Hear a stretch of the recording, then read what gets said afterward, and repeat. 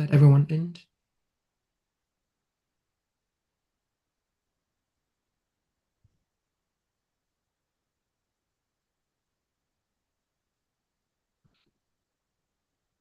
Okay, I start the webinar, and then people will start to come in.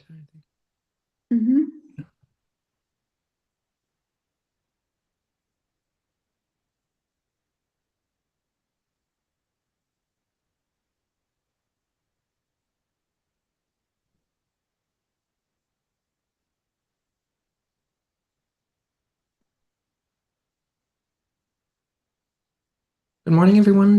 Good afternoon or good evening, wherever you are. Welcome back, everyone, to the Data Science Summer School 2025. We are very happy to have you here today with us. This is the last day of the Data Science Summer School 2025. If you've been with us for the last 4 days, then very much a big welcome back to you. But if you're new here, a very warm welcome to you as well. We're delighted that you can join us today. The summer school is organized by the Hertie School Data Science Lab, together with the generous support of the Hertie School and the Digital Schwartz Foundations. It brings together a series of theoretical and hands-on workshops led by experts working at the intersection of data science, public policy, and social impact. And a little bit of housekeeping. Everyone in the sessions has your microphone and video turned off, as we have quite a large audience here. So you can put your questions in the chat or in the Q&A here, and the instructors will try to answer them during the time when questions and answers are allowed. For today's sessions, we will focus on statistics and probability. And one of the most fundamental building blocks of any data scientist is a solid grasp of statistics and probability theories. And these disciplines basically give us the language and the tools to quantify uncertainty and to reason about the world in a principle evidence-based way. And whether or not we're building predictive models or making policy recommendations or recommending experimental results, uncertainty is always a part of the pictures, right? And statistics and probability is how we manage them. And in machine learning, we're often working with imperfect or incomplete data and making decisions and predictions in the face of that uncertainty. And the theories and tools of statistics and probability allowed us to do this rigorously and reliably. And today's workshop will guide you through these concepts and practical examples. It's designed for beginners. And we hope that it will show you how to connect all these dots and models and algorithms so that you will encounter them and when you're a data scientist or professionals, and you can understand them somewhat. And it's my pleasure to introduce our instructor for today, Dr. Darina Golden. Darina is a principal data scientist in Berlin. She specialized in machine learning for sports and esports, and she earned her PhD in control science from TU Berlin and has been leading the data science efforts at Bayesian esports since its early day, developing a live odds predictions system and mentoring fellow data scientists. And I think she recently has become the engineering tech lead at MAP as well in Berlin. And she is recognized as an accredited expert in data science and machine learning by AI Guild. And Darina is also known for bridging the deep technical expertise with real-world applications. And if it weren't enough, she's also a competitive Brazilian jiu-jitsu athlete as well, having qualified for the World Combat Games and bringing the very same principle as she works in data science, right, which is focus, analytical thinking to the sport and also her data-driven work. And she also recently just been to, I think, a 3 weeks climbing trip as well to a very low remote location in the world. And so as you can see, she's a very accomplished data scientist and also a very rounded person. And so we're very happy and lucky to have her here today with us to support with the sessions. And so with that, I will pass the torch to you, Darina, to start the session. Thank you very much for the great introduction. I guess we can just skip my first slide now, which was why do they even let me teach this? And we can just jump straight in. So the workshop is going to be in 4 parts. My understanding is that everybody here, or most people here, are rather beginners. So we're going to always start with the very basics. And maybe right away, not word of caution, I will give you a broad overview, but statistics and probability is a huge topic, right? Like this is not something you can just learn in a 4-hour workshop. But I hope I can give you a base from which you can then start learning by yourself, and then maybe the threshold to open a book and solve the problems will be a bit lower. So we're going to have 4 parts. And I shared the materials on GitHub, so I think you have all access to them. If not, you can just follow on screen and look at them later. There will be some live coding, but it's not going to be anything super complicated. The first part, the first hour, we're going to talk about descriptive statistics and data exploration. So we're going to talk about what kind of data is there, how do we quantify this data, can we even quantify it, and how can we visualize that? Because always as data scientists, that's the first thing we do, right? We look at our data, what are we working with. Then part 2 are going to be probability fundamentals. So how to calculate probabilities, what are events, how do they depend upon each other, can they be exclusive, and we will also talk about probability distributions. That's going to be the first 2 hours, then we're going to have a short break, and then we're going to talk about statistics more. So what is statistics even? How can we work with statistics? How can we find properties of distributions even when they maybe are not normal? What is the dreaded p-value? Everybody's heard about the p-value, but what does it actually mean? And so on, hypothesis testing. And then finally, part 4 is going to be applied hypothesis testing. So we will put everything we did in the first 3 hours into practice, and we will look at A/B test, t-test, correlation, causation, and finally arrive at linear regression. Irina, can you share your screen? Oh, I'm not sharing my screen. I'm sorry. I thought I was. I apologize.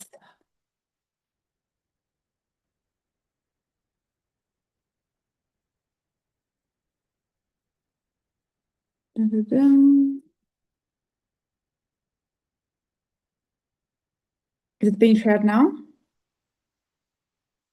Yes, we can see it now. Great. Yeah, so we just went over all this table of contents here. And finally, we'll have a recap and maybe some tips on where to go from here. And if you want to follow along, honestly, you don't have to do anything, just sit back and watch. I was prepared for a much smaller workshop where I would ask questions and get responses back. Then I found out there was over 100 of you. So I think it's going to be more me talking and maybe having some breakout questions from time to time. If you do want to run the Hode and you haven't already, there is a README which tells you how to install it.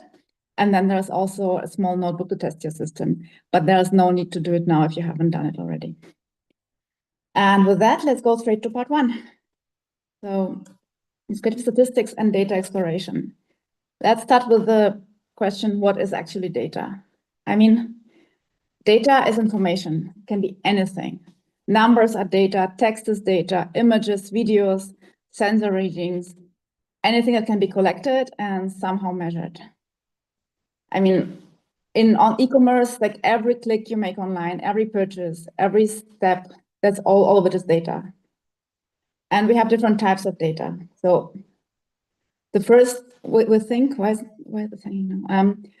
The first type we think is always something we can actually count and measure. So for example, the steps you track on your phone, how many steps you took, that's data. So, and it can be continuous or it can be discrete. So discrete means we have units. So 1 apple, 2 apples, 3 apples. And the clearest continuous data is just time. Time, there is no, like you can break it up in seconds, but normally it just goes on. And then we can also have categorical data. So another good example of continuous data is height. Your height can be any number between, I don't know, 100 and 150 centimeters. I don't even know how tall the tallest person is in the world. But then we can also have categorical data. And this means we have characteristics and qualities, but not numerical values. And it can be nominal or ordinal. Nominal data means there is no order. For example, colors. We can have red, we can have blue, we can have green, and there is no meaningful relationship between them. Or genders, like we have male, female, non-binary, and each gender is just a category, right? And then we can also have ordinal data, which is still just categories, but there is a meaningful ranking. So, for example, clothing sizes. S, M, L, XL. Like we can put them in an order, but there is no real number attached to it. And if you think about it, different brands will have different measurements for the same t-shirt sizes. So we can't really, in a meaningful way, attach numbers to the sizes, but they still have an order, and the order is still clear to us.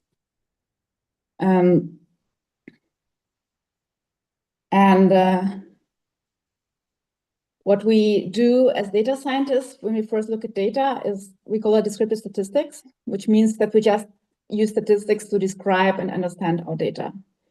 And it's also always going to be the first step of any data analysis. Because if we just take the data as it is, like it's just a jumble of numbers, right? Like we can't make sense of it. So we're always looking at ways to simplify it, to find structure, to summarize, organize, interpret, and then we can make decisions and discover insights.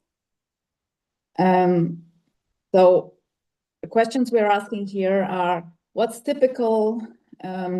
What does data look like? How is it spread out?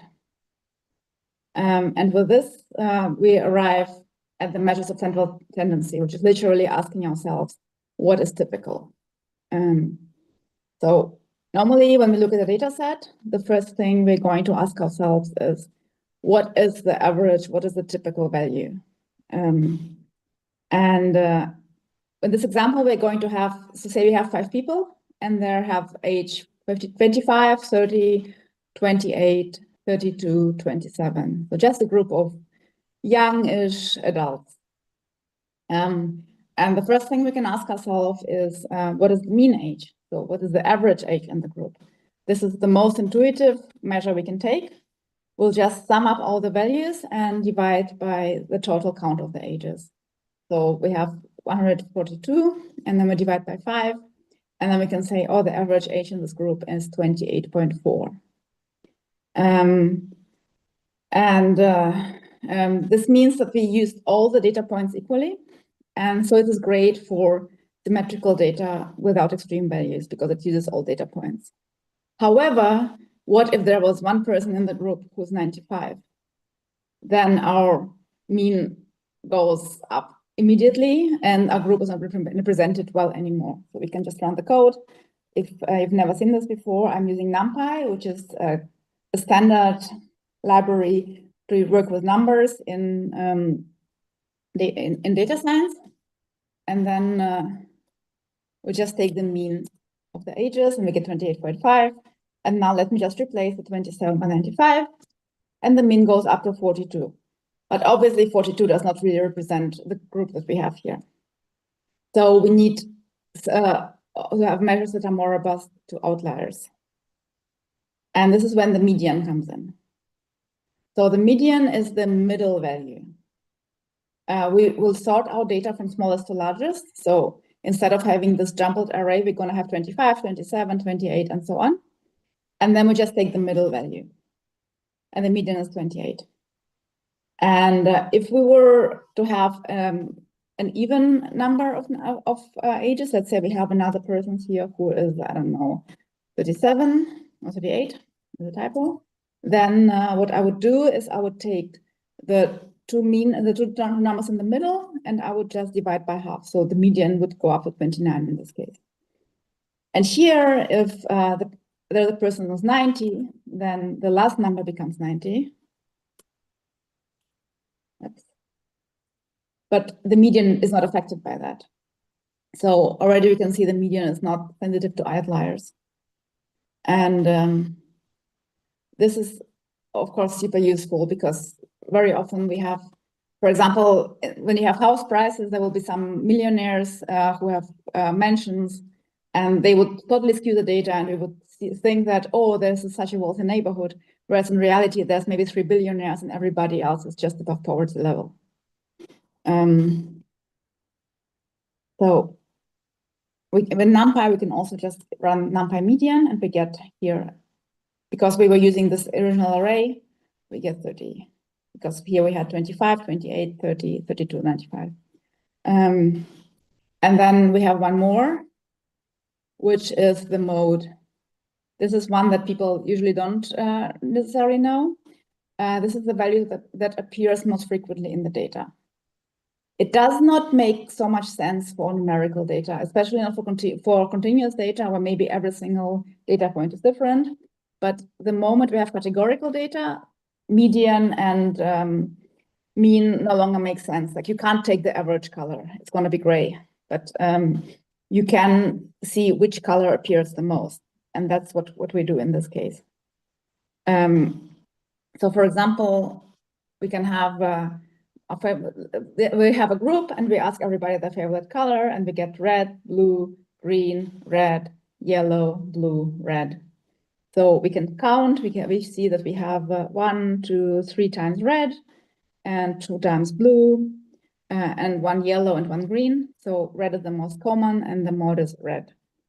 And we can also have 2 colors appear the same amount of time. In that case, we would have multimodal data because there's 2 modes, or we can have data where every single color appears the same amount of times, and then there is no mode. And we can also do NumPy mode ages. Oh, and we get an attribute error. Why is that?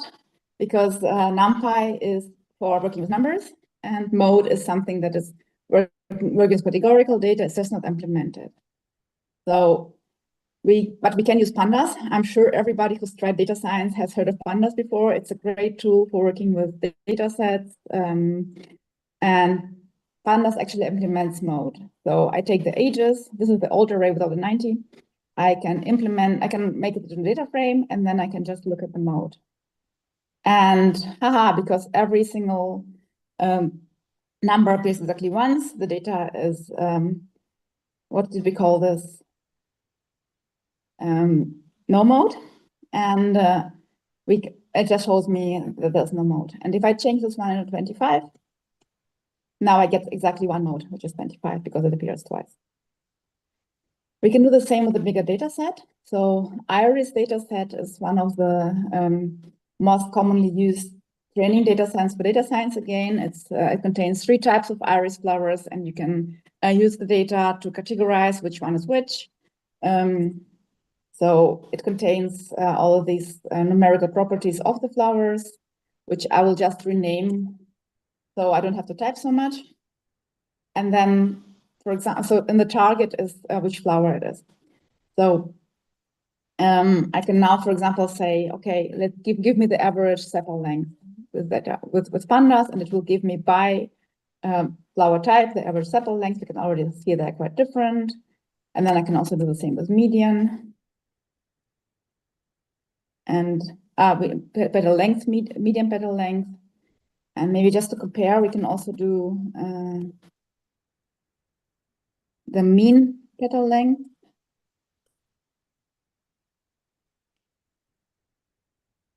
And here we already see there's a slight difference, but it's not huge, but it's not really big. Like there's not that many outliers, I would just guess from this one.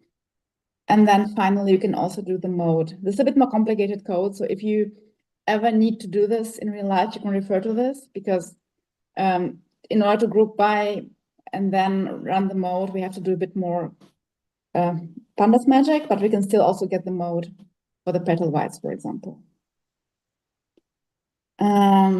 Any questions so far?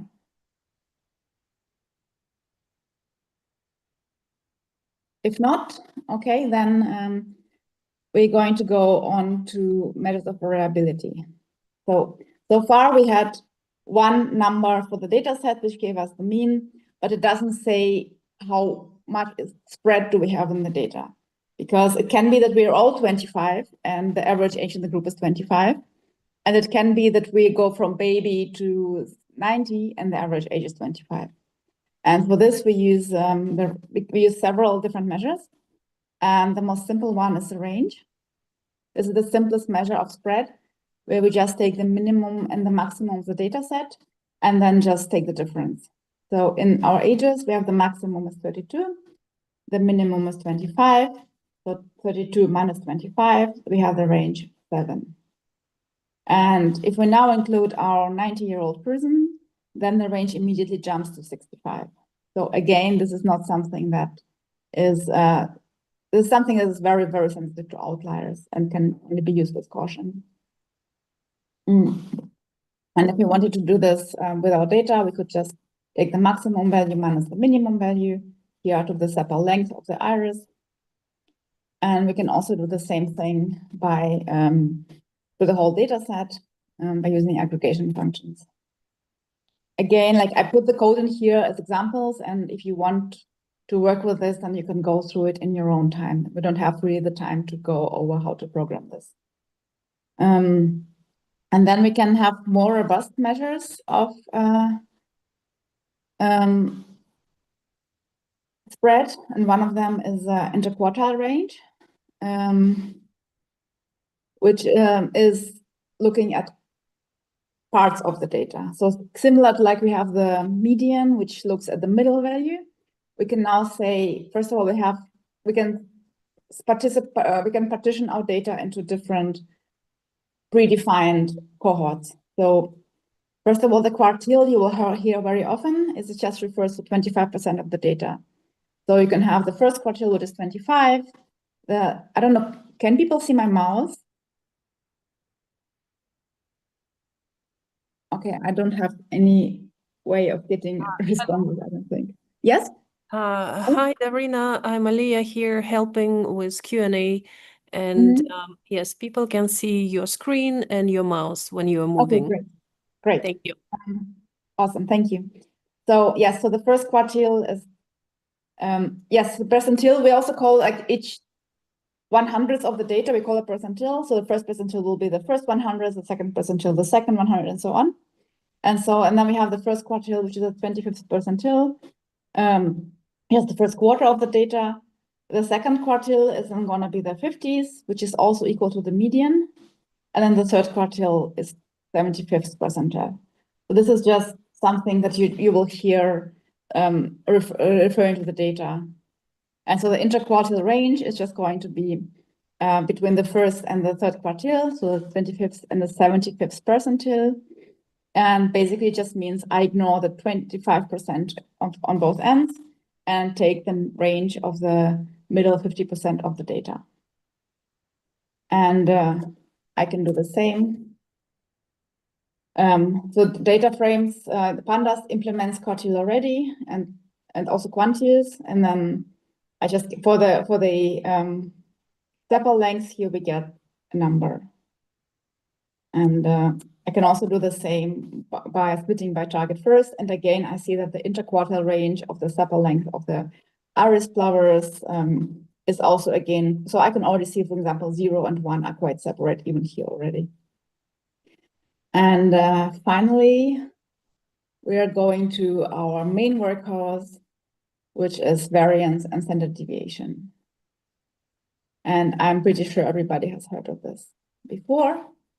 So this is the main workhorse, the most important measure of spread, and especially for numerical data. So we intuitively, like if we say every data point is a person, then they live somewhere and then they can go somewhere, and the mean is going to be their home base. And then the variance and standard deviation, they tell us how far do they deviate from their home base, like where are they actually. And when we take the variance, we just take the mean, and then we calculate the average of the squared differences from the mean. Why do we square the differences? Because we don't want negative and positive deviations to cancel each other out, because like if let's say I'm home at 0 and then somebody's at -1 and somebody's at +1, we just add it up, we always end up in 0. But what we actually want to do is we want to have 2. And so the variance gives us the average of the squared spread. And then the standard deviation, the main one, it will just take the root of the variance, so that we then have, again, the same units as we had before in the mean.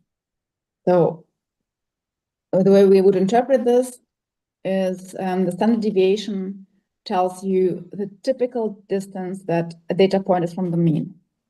So if the standard deviation is small compared to the mean, then it means that all the data points are close to the mean. And if the standard deviation is large, then it means that the data points are scattered all over the place. And For example, if we have an average height of 170 centimeters and a standard deviation of 5 centimeters, then we can ask ourselves, well, how tall are most people? And the answer will be most people are between 165 and 175 centimeters. And we will talk in more detail about standard deviation later, and we will look at pictures, and we will talk about measures of time where our data falls when we get to normal distributions. For now, just in pandas, we can really just calculate standard deviation by using the standard deviation function. It's really easy. And also there is a very neat function in pandas called describe. So I give it a data frame and I say data frame describe, and it will immediately give me how many data points are there, what's the mean value, what's the standard deviation, minimum value, then the quartiles, and then the maximum value. And here we can also see that the standard deviation also is always connected to the mean. For example, here we have a mean of 5.8, a standard deviation of 8.2. This is a smaller, like I look at this, and this is like a narrower distribution than here, where the mean is 1.19, and the standard deviation is almost like half of that, like more than half of that. So this is a much wider spread of data points. I hope this makes sense. And how do we how do we visualize all this? We can use histograms. So normally we use matplotlib/pyplot, which we usually import as just PLT, and then again data frame can just already implement many of those functions. So I just say, okay, give me the histogram of the petal width, and I'll say put it in with 20 bins, and I end up with this plot. So it just, what it does is it just takes every single data point and it looks, and it puts them into 20 bins and then says, okay, how many do I have that are between 2.4 and 2.5, or I have 6? Okay, so this is gonna be 6. And then how many do I have between 2.4 and 2.3? Let's say it's probably 8. So this is 8. And if I change the number of bins, let's say to 30, or let's say to 10, then the bins will get larger, and so and the whole thing will get more coarse. And normally this is also a really good way of just looking at how the data is distributed. And what do we look for when we look at this? For the first thing I would look at is the symmetrical? Is it skewed? Are there peaks? For example, here we have 1 peak, 2 peaks, 3 peaks. This looks like multimodal almost to me. Peaks will always indicate concentration of data in one point. So maybe it makes sense to zoom in there. Let's also do this one. This is now split by flower type, sepal width. And we see like this looks kind of almost symmetrical, but there's a big peak here. This looks a bit skewed to the right. This looks kind of symmetrical. Then I would maybe change the number of bins, see what happens if I just have 10 bins, because there's also not so much data. And just try to already gain kind of an intuition, like, are there also outliers? Like, what is up with this guy? Maybe it doesn't belong here, and work from there. Another good way to work with data is going to be the box plot. This is fantastic to visualize distribution of numerical data and to compare distributions against different groups. They usually give you a very good summary of the data. So what does this plot give me? The box itself, this is the interquartile range that we talked about before. So the middle 50% of the data is located in this box here. And then we have these so-called whiskers. These are showing you the rest of the data. So from up, it's normally like up to 1 to 5 from the interquartile range. So it goes outside. So here we don't have any outliers. If we have even more outliers, there will be somewhere, there will be like dots here. And so from here, you can already see a lot about how the data is distributed. And like if we take our 3 different flowers, like here you see the dots, also the outliers, then we can already see, oh, the petal length by target is really separate. Like we can really see, oh, there's some outliers, and then there's one group that's way over here, and then these two are sort of overlapping, but the main part of the data is also really separate. I mean, there's a reason why the ARIS dataset is used so much in training for data science, because it's a very, very well-behaved dataset. And so here we can also ask ourselves, I mean, you can already see it in the plot, but like you would here see, okay, which has more variability, like where is the interquartile range larger, like this thing is obviously wider than this thing, like this is very, very narrow with some outliers. And then we can see which ones are larger. The one thing that you have to be careful of, like this axis here has no meaning. This is just 0, 1, 2 are the different type of flowers that we have. It's just to separate them out. But this here, this is the actual numerical value of the petal length. Any questions so far?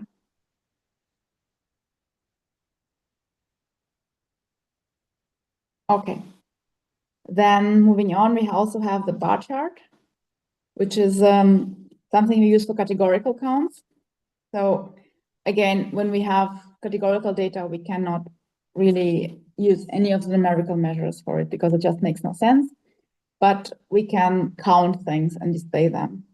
So for example, here, this is a bit tricky because I did use still the ARIS dataset, but the sepal width is given in floating point numbers without floating points, so we can still count how many of which numbers appear. And then we can display it as a bar chart.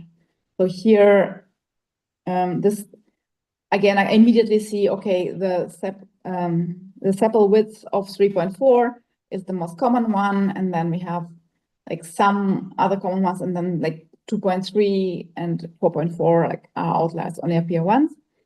One thing maybe to be careful here, like 2.4, 2.5, and so on are just missing, but the plot will not show it to you unless you do some extra magic.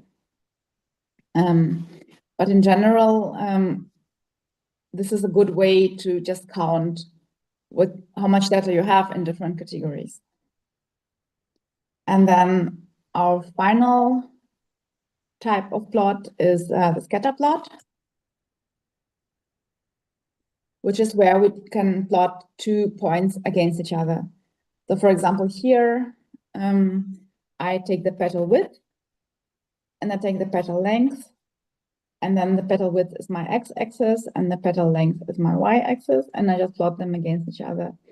And now I can see how pairs of properties are separate in the plane. And again, we have the class 0 is very, very separate, very well behaved. And then we have some overlap between class 1 and class 2, but they are also quite separate. And if we look back up, then we have this, we already saw the same here in 1 dimension. And it's also possible to do histograms in 3D. It gets a bit more complicated, but then you can rotate, not histograms, I apologize, scatter plots.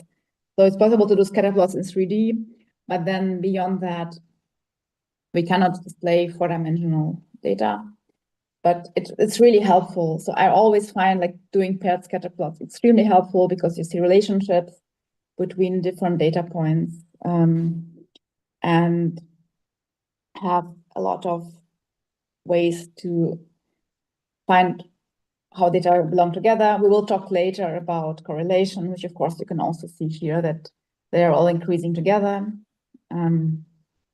And I realize I'm going quite fast because I'm already at the recap of the first hour. So now would be time for questions. If anybody has questions before we do the recap, or we can do the recap first. Basically, we talked today in the first hour that we have different types of data. We have quantitative data and categorical data.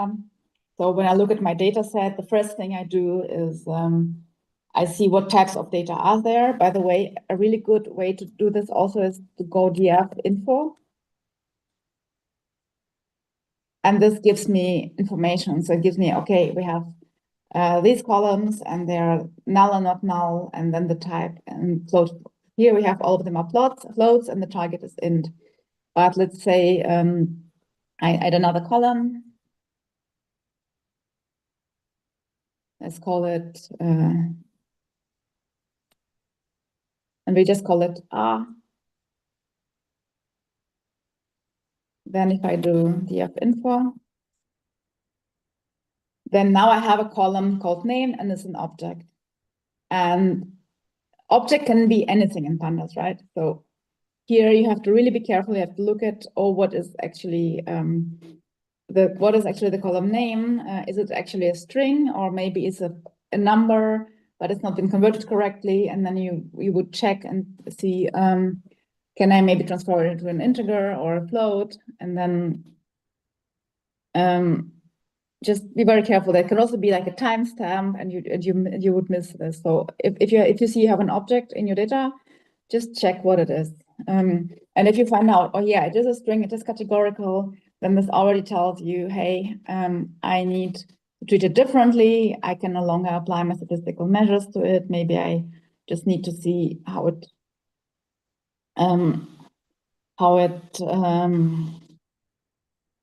relates to the data. Maybe I just need to count it. Maybe I need to assign numerical value to it. For example, if we were talking about sizes, okay, maybe in my particular use case, it does make sense to say, okay, size S is going to be 0, and size M is going to be 1, and size L is going to be 2.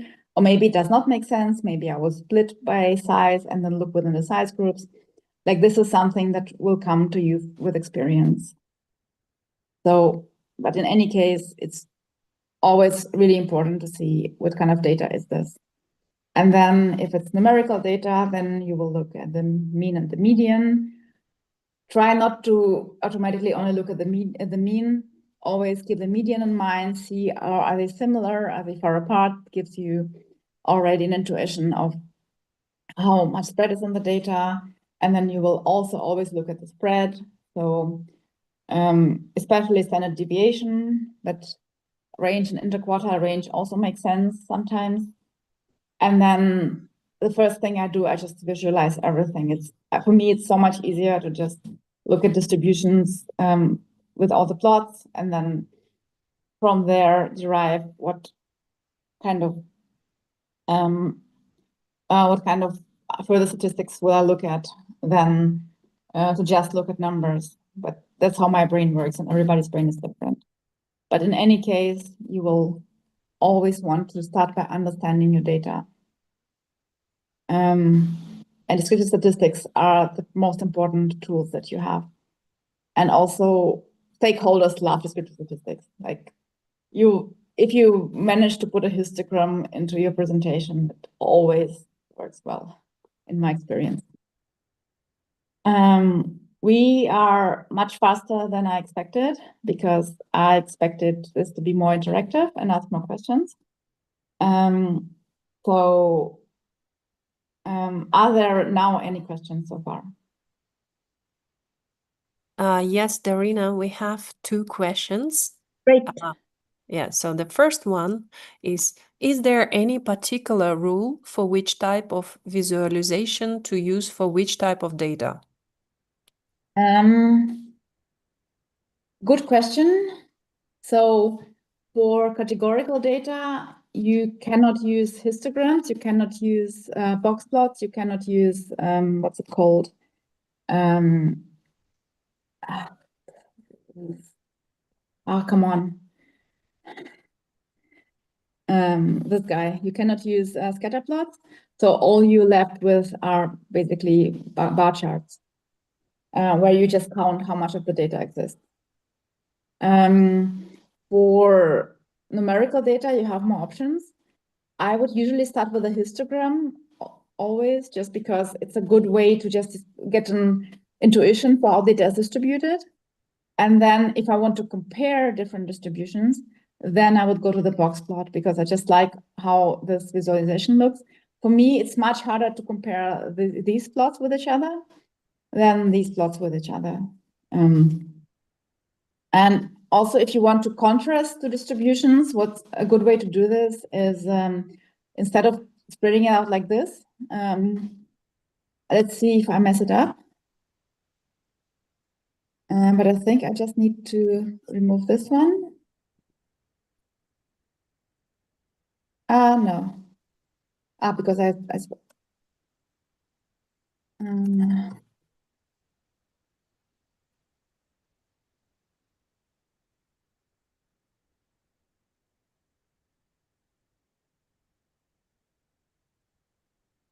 yeah.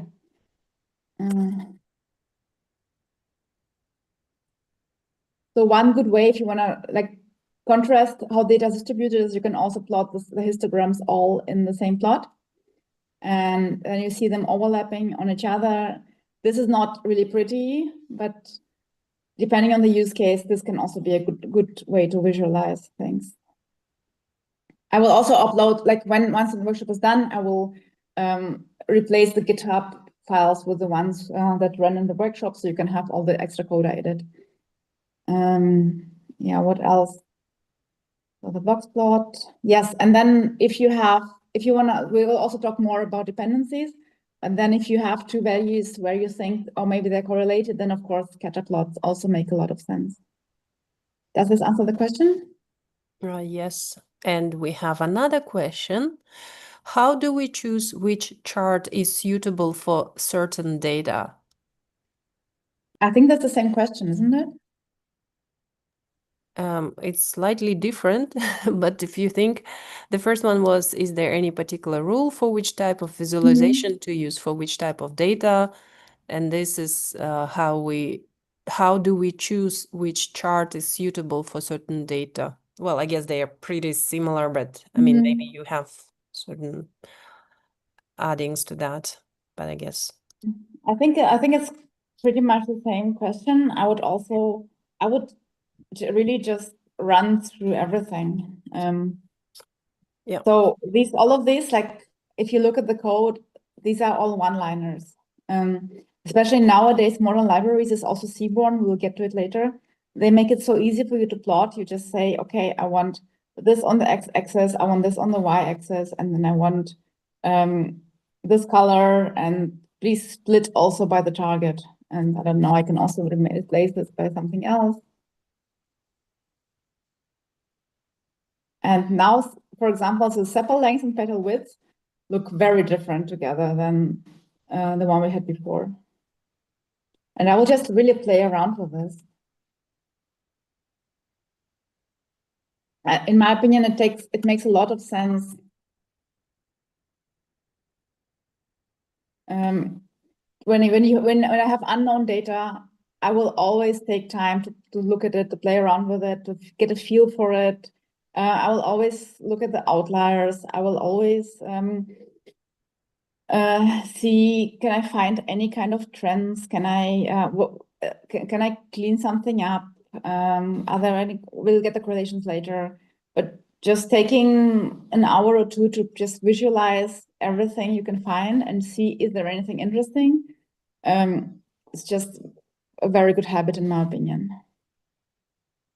Especially in notebooks where you can just rerun until you find something interesting. And Darina, we have more questions coming your way, so I guess we still have time. So the first one, any recommendation for recent graduates to become data analytic experts in age of Gen I? Well, yes. don't use Gen AI. Okay, that's a great recommendation. Yes. So what do I mean by this? Full disclosure, now when I'm working and I need a complicated plot or something, I will describe the plot to Gen AI and I will get the code back, and 90% of the time it's going to be correct, and maybe I will adjust something. But I'm doing this because I'm a principal and I know exactly what I want and I know how it works. if you start with easy tasks and you give them to Gen AI, you're not going to learn and you're not going to catch it when it makes mistakes. And in my opinion, you have to understand what's going on and you have to know the basics and you have to know how to code. And because there will be a point where Gen AI can no longer help you. And if you've never learned how to code, then you're just going to be stuck. And like one simple example that happened to me is I had a piece of code and I was just like, okay, LLM, take this code and just make it nice and annotate it. And the code came back and it just removed the tangents. So it just broke the code. And that makes me very mistrustful of just like vibe coding. Okay, great. But it's not reproducible. It's hard to test. And I would always want to first understand what's going on and then use it as a tool. Thank you. So the second question is very similar probably to the first one. For someone new to data and coding, how do you recommend they can use AI to write and learn as they go? And you just said it's a tool, right? Yeah, ask it questions. Yeah. Okay. This is actually so I have to learn Ruby. I haven't started Ruby on Rails. I haven't started yet, but literally after this workshop, I will take an LLM and I will say, hey, teach me to code Ruby. But then I want it to give me problems and not to just give me the finished code. Exactly. Darina, could you repeat the colorful histogram? There's some unseen is asking you. This one? I guess so, yes. Yeah. So this is, by default, it will always make this. So I just say GWF data frame group by target. The target is our flower. And then which value I want, and then give me a histogram. And then I say alpha 0.5, which just means makes the colors half translucent. So I can actually see all the three colors on top of each other. Okay. Okay. And another two questions. How do we analyze each data after making the chart? Are there any tools for this? So from the chart, you analyze it just by thinking about it. But then the tools you have is actually, we talked about before. So the mean, for example, you can have the mean, the median, the mode, you can calculate all that, and the variance, standard deviation. And then where did I have this? Yeah, the data frame describe just gives you all of these basic values. So it's already pre-implemented. They're so crucial, they're literally built in as the first step to do. So normally you would always go df info, then df describe, and then work from there. And also maybe one more thing. Remember how I added this column called name, which is a string. If I do df describe, it does not appear here because it's not numerical. So already like here you see, oh, this column disappears because it's a string.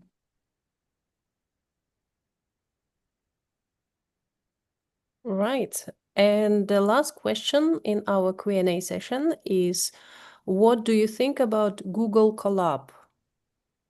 It's a great tool for working. It gives you access to a GPU for free, which is awesome. My problem with Google Colab is that the server will shut down after some hours. So if you're doing a long project, then it's not feasible to do it with Google Colab. It also takes very long. But I think, especially if you're practicing, then it's absolutely great. Use it for free. And then if you're actually working in an enterprise, then it's not sustainable. And then I would go to Vertex AI. And another reason to Vertex AI is the same, but it costs money. But it's managed notebooks, and you can connect it to GitHub. So it's like having a virtual machine where everything you do is also saved to GitHub, because your Colab notebooks are just your Colab notebooks. They just live on Google. Okay. Darina, do we have time for another question? Yeah, we have 10 minutes. Okay. So someone is writing, this might come up a bit later, but I wanted to ask a question regarding the sample size. What is the smallest sample size you could run OLS regression on? For example, if I have 25 observations per country and I want to examine the within country patterns, can I perform OLS regression, or should I perform descriptive statistics instead, as this is a very small sample? Can you maybe read the question again? Okay, sure. What is the smallest sample size you could run OLS regression on? OLS regression. So This is now catching me a bit off guard, to be honest. maybe we can see at it later. I can keep it, and then we can come back to this question. I mean, in theory, you can run regression on 2 points, right? Like 2 points are enough to have a line through them. And it's really hard to say without knowing what data you have. It also depends on how many dependent variables you have, right? Yes, he has 25 observations per country. But how many countries? Yes, he doesn't give the full information. I guess it's a bit difficult. We can probably, I mean, come back to this later, or just skip it for now. I mean, also like, yeah, like if it's a one, like the question will always be how many independent variables do you have? If you have one independent variable, right. Darina, he added 137 countries. So, and that's it. I mean, the more complex the model, the larger sample size you will need. And normally, like per independent variable, you will need at least like 10 observations, I would say. But don't put me on the spot here. Like normally, the next thing I would do from here is I would go and look it up. Yeah. But yeah, there. I mean, it's probably like out of the context, but yeah, maybe we can just come back to this question later, or just maybe another time. There was another question. What console you are working on? I think I already posted. This is a Colab Research Google, right? Or yeah, so it's being answered. And another question. But what I'm personally working on is I'm using just JupyterLab in my browser. Okay, yeah, that's who you also answered in the webinar chat, so I pasted this answer again. And there was a question from Orkun Yıldız. What is your offer alternative Colab software? How can we do the basic descriptive statistical analysis on text data? And do you offer any software about that? How can we access and download web data practically? That's interesting question. There's a lot in this question. So I don't have much experience working with text data. That's number one. I mean, my alternative to Colab is going to be using Jupyter, or you can always just write plain Python code. I mean, the good thing about Jupyter is you can immediately see all the plots, and you can go back and rerun cells. It's just very practical for explorative analysis. But you can also just write pure Python and have it do the same thing, right? And especially as you go more towards production, then you will usually also work a lot more with just pure Python, in my experience. It depends on the company. Bigger companies have data scientists work with just notebooks. My experience was always that I had to code also Python. And for text data, it's a very different kind of data, right? Like the most basic thing is, again, counting words. And then you have more sophisticated analysis, you have BORBERT, you have TF, IDF. This is not my area of expertise, but then you get tokens and you derive meaning from words, and then you get statistics from that. But honestly, this is something I would have to prepare for, and I don't have enough expertise to talk about it with confidence. Okay. So we have another 2 questions. I don't know if we still have time, Darina? Yeah, we Or have shall some. we- Okay. If there is a SME that wants to start doing statistics, do you have any advice on getting the data? What's SME? Yeah, maybe it's a small medium enterprise, but I'm not sure. It's just SME. Okay, so say the question again was what if there's an SME that wants? If there SME, yes, if there is a small medium enterprise that wants to start doing statistics, do you have any advice on getting the data? I mean, for learning or for actually deriving value for the company? Yeah, this is not very clear Because question. for learning, there's lots of data sets. Like the data set I just used is something you can take.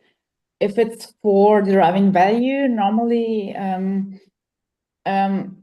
you already have your data, right? I don't know, like it really depends on the context and what they're doing. If you just want to, I mean, the most basic BI case is what we're doing, actually deriving the value that we want. And then you would look at your own sales and returns and projections and so on, and just get the statistics from that. Like that, but it's a very vague question, so it's hard to answer.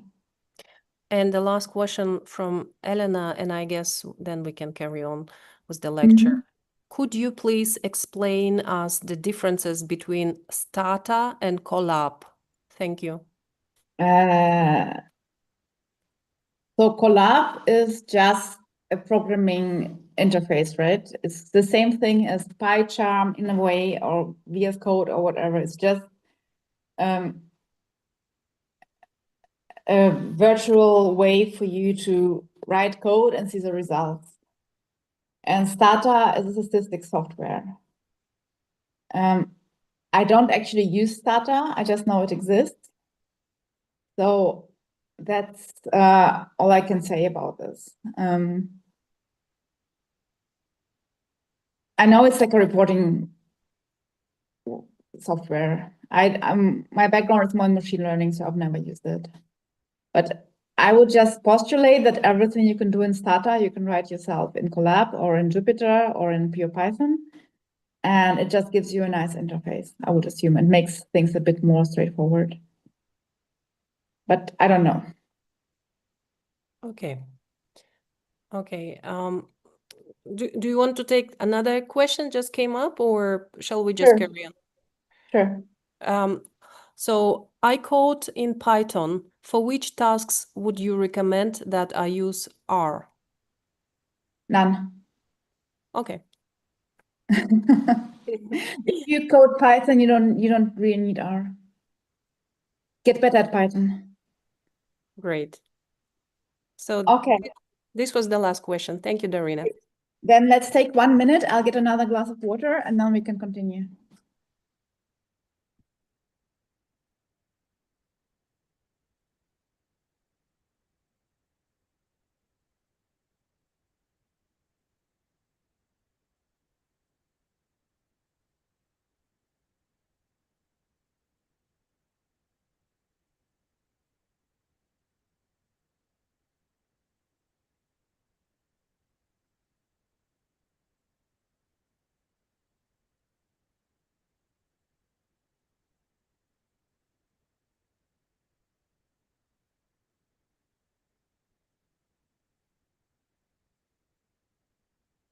Okay.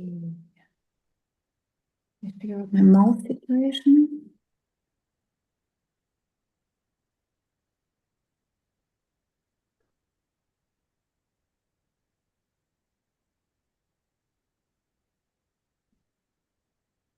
All right. Let's go. Let's move on. Part 2, probability fundamentals. So this will be a bit more abstract, and I will try to make this as relatable and concrete as possible. And probability. So what is probability? Predicting the unknown. At the simplest, probability is just the likelihood of an event occurring. So how often is something expected to happen out of all possible times it could happen? For example, in data science, we're predicting how will the customer churn, probability that the model prediction is correct, probability that the marketing campaign will increase sales by 10%. And by understanding probability, we can quantify and manage uncertainty, which is all we're doing about, we're dealing with uncertainty.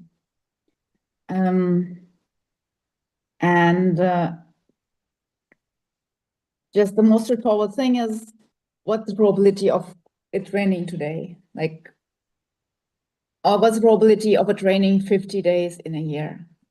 These are things that concern me a lot when I'm traveling. The basic terminology, we will just use the six-sided die, the most straightforward thing. So every time we roll it, we run an experiment.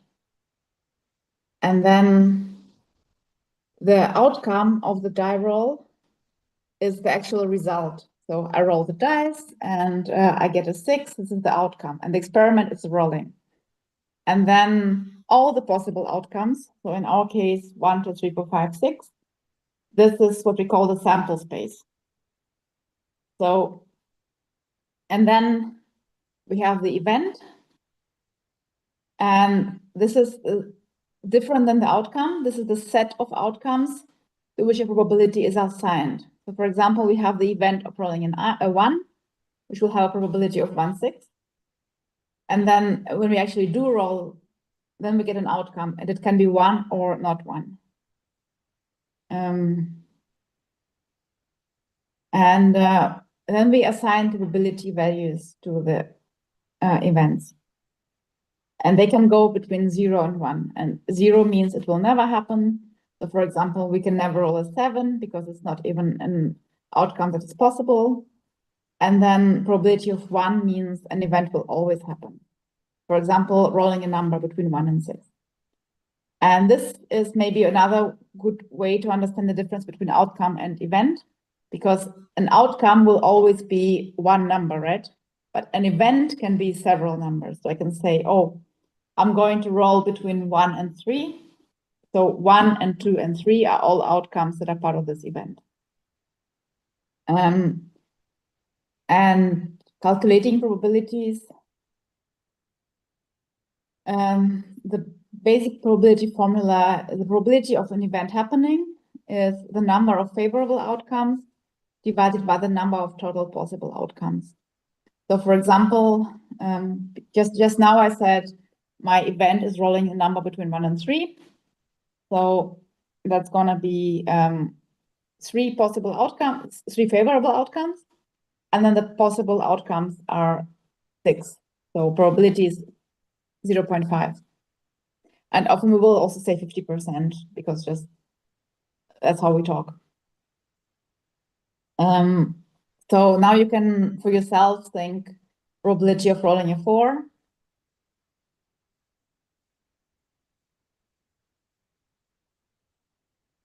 And that's going to be just 1/6 because there we have one outcome, we have 6 possible total outcomes, so it's 1/6.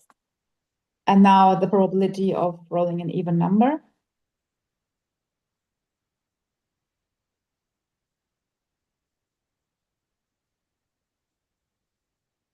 So here, again, we have 3 favorable outcomes, 2, 4, 6, and we have 6 total outcomes. So again, it's going to be 0.5. And the last one is going to be probability of drawing a king from a deck of 52 cards.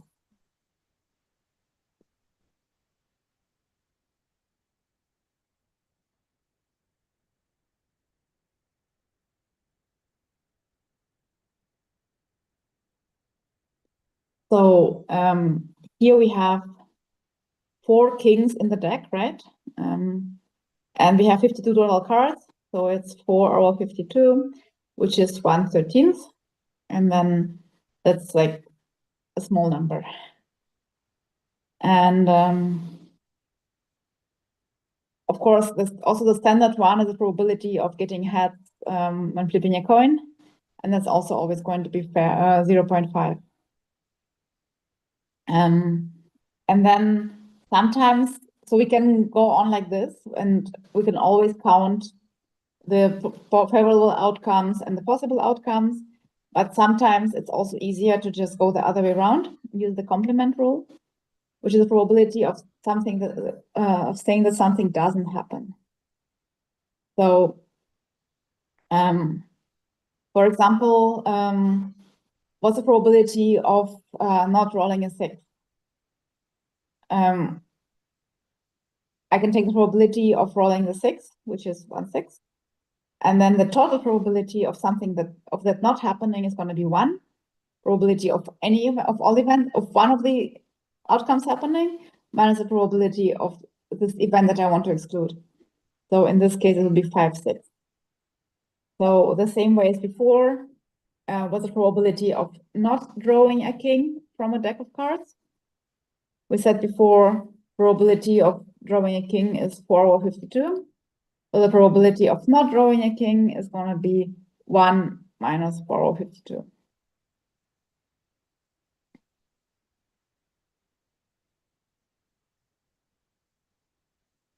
Any questions? If not, then we're going to move on to types of events and rules that come with them. So the most important part about probability is, do events depend on each other? Like if we just have one coin toss or one dice roll, it's super simple. But usually we have several events and different probability spaces, and we have to deal with that. And we say that events are independent if the outcome of one event does not affect the outcome of another event. So for example, I take a coin, I flip it once, and I flip it again. The first coin flip does not depend on the second coin flip, or vice versa. So there's no income. So the events are independent. If events are independent, then we say the probability of A and B happening. So this sign here is an and. It's just the multiplicative probability of each one of them happening. So probability of rolling heads twice is going to be probability of rolling heads once, which is 0.5, times probability of rolling heads once again, 0.5. So we end up at 0.5 and 0.25. So it gets progressively smaller. If you now take it a third time and so on, the number will get smaller and smaller and smaller. And so now take some time to think for yourself. Probability of rolling 2 times 6 on a dice in a row.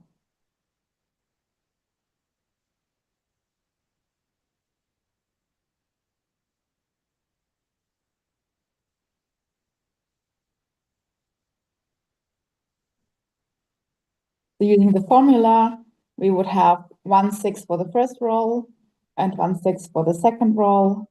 That would amount to 1 over 36, which is 0.028 in my note, which is really quite small. And then from this, we can straight away think about why it's so hard to win the lottery. I don't even know how many numbers are on the ballot. I think it's like 56. And then you have to get 6 numbers right. So we have 1 over 56 times 1 over 56 times 1 over, and so on.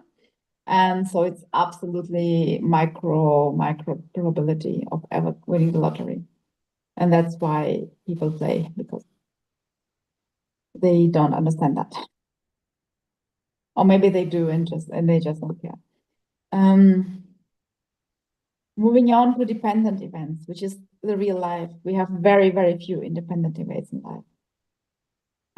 Dependent events means that they influence each other.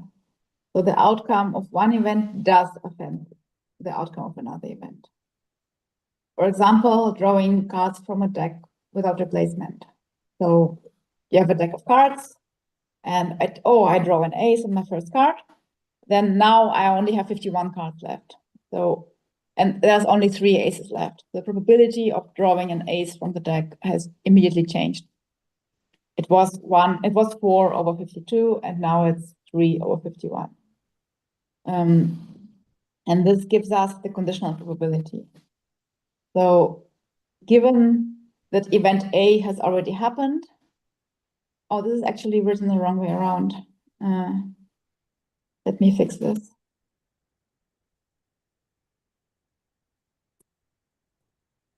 So we write this notation with a bar here, probability of R, given that B has already happened. And this is the probability of A and B happening over the probability of B happening. A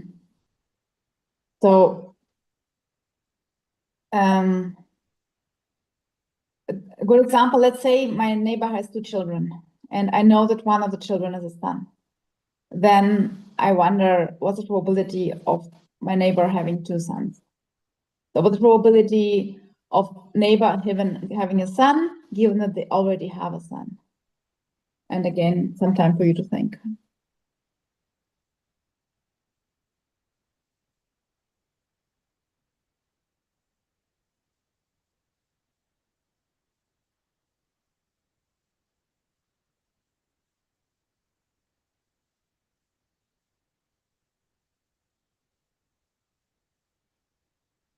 Okay, so here we have 4 different outcomes, right? We can have 2 sons, we can have 1 son, 1 daughter, we can have 1 daughter, 1 son, and we can have 2 daughters. So given the probability of us having a son is 1 already, and the probability here is going to be 3. Sorry, I'm messing this up. Give me a second.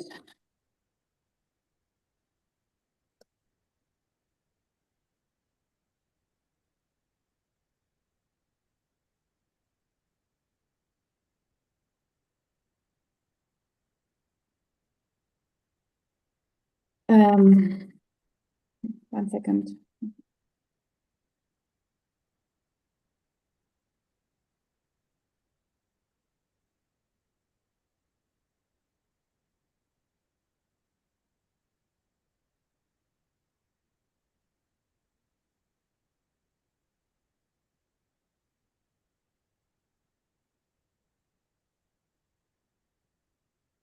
Okay. So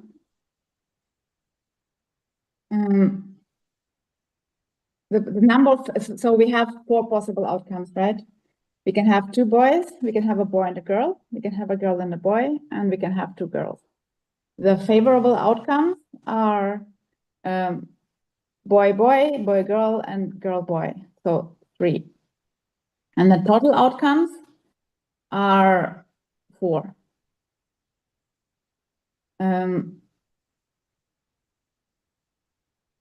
So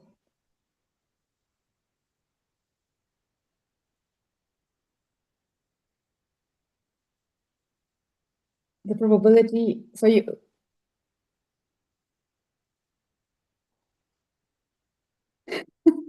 I don't know why I'm messing this up in my head right now.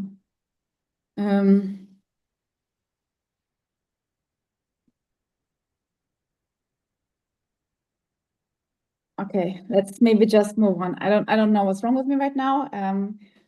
But in any case, the most important thing here is not the gender of my neighbor's children, but the fact that most events for us are dependent. And this is really crucial. This is the crucial part to understand for data science.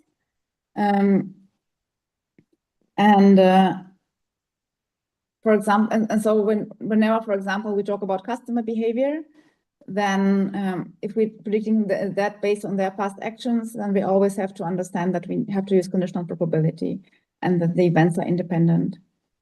And a lot of statistical and probability measures will also ask us in the beginning, are events dependent or independent? And then we really need to check, can we apply what we're applying now? Can we assume events are independent, or do we have to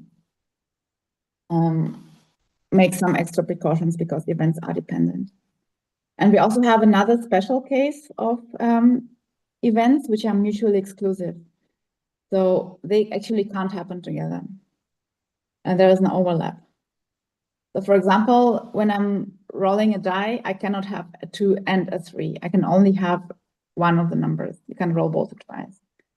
And if the events are mutually exclusive, then then it's really simple. You can just add up individual probabilities. So, and we already did that before when we were talking about the probability of rolling 1, 2, or 3. We were just adding them up, and this is now here again a splitted rule.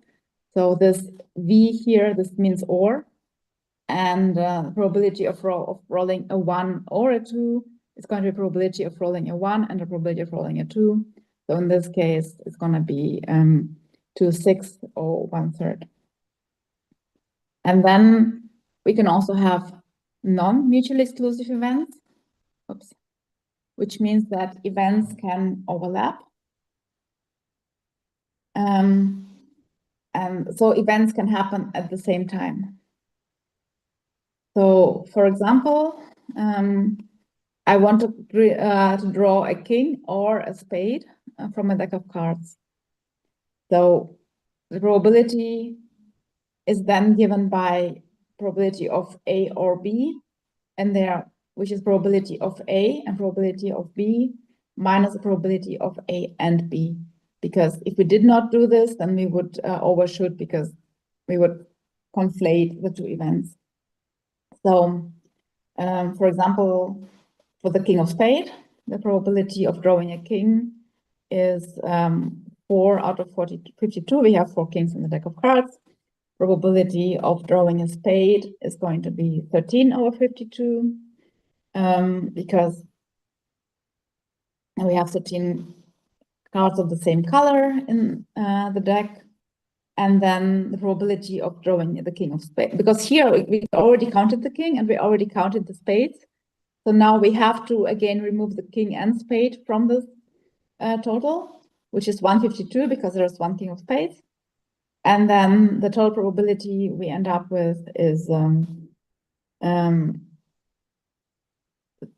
sum of the first two minus the 1 over 52, which is 16 over 52, which then simplifies to 0.3 something. And all of these formulae, then like you don't need to learn them by heart or anything. Like basically what you do is, if you like, first of all, this is all super academic. Like you normally don't sit down and do probability like this, but if you do, like the first thing you think is, are my events dependent? Are they mutually exclusive? Can they overlap? And then you just look up the formula that you need and then you apply it. Or at least that's how I work. I do not know all of this by heart at all times, because we just don't need it as much. More that we need to have an understanding of the basics before we start working. And then the Bayesian rule is actually the most important one. And I worked for a very long time at a company called Bayes Esports. It was called that for a reason. Why does this keep jumping? Okay, now we have this. So this is about updating beliefs. So this is really, really important to understand. It's one of the central probability theory theorems that we have. So here we want to update a posterior probability given a prior probability. And maybe let's start with an example first. So the neighbor is watching their favorite football team. And you hear that the neighbor is cheering. And now I want to know, what's the probability that the team has scored? So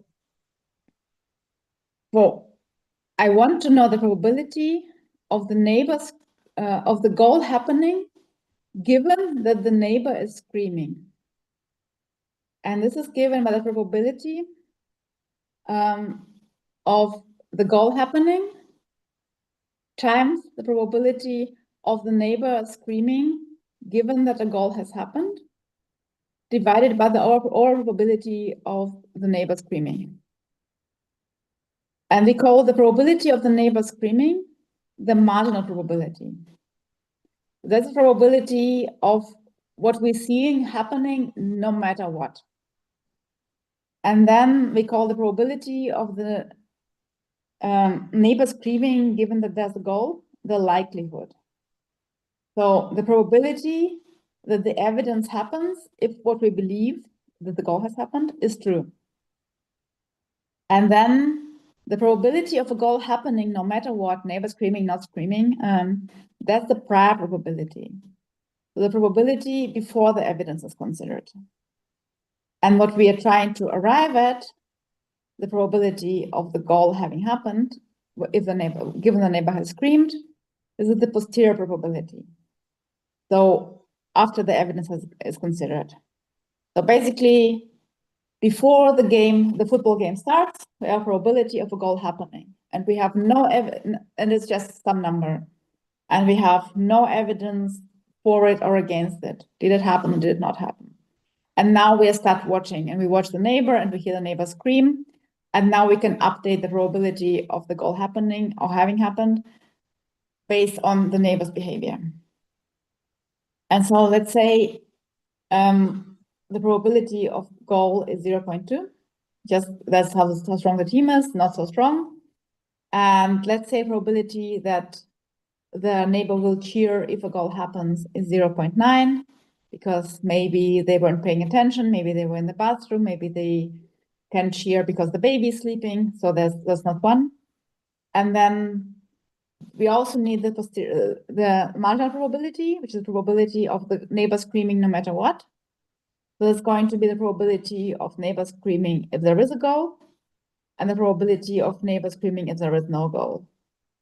And let's say let's say the neighbor also cheers like 10% of the time if something else happens.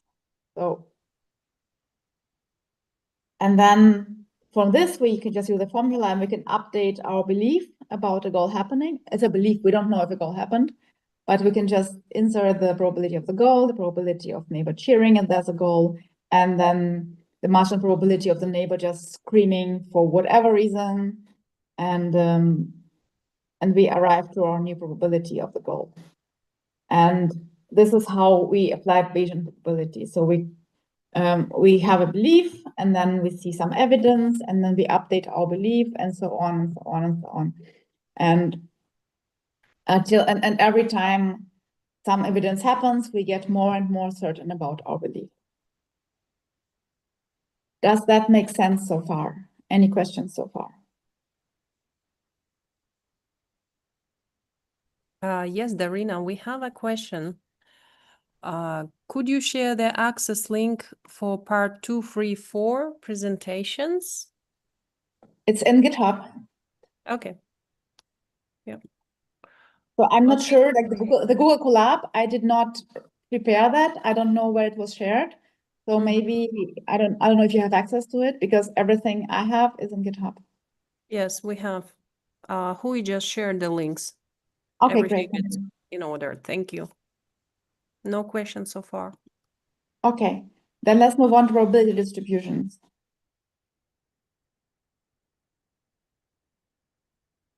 So distributions we saw before already, like histograms are kind of like distributions. They describe probabilities are spread over all possible outcomes of an experiment. And they can be again discrete or continuous. So for continuous distribution, for example, for height temperature measurements, we can use continuous distributions. And then for countable outcomes like dice rolls or coin flips, whatever, we can use discrete probability distributions. And the first one we're going to have is the binomial distribution, which is, we can use it when we have trials with exactly two outcomes. So for example, coin flip is the most common one.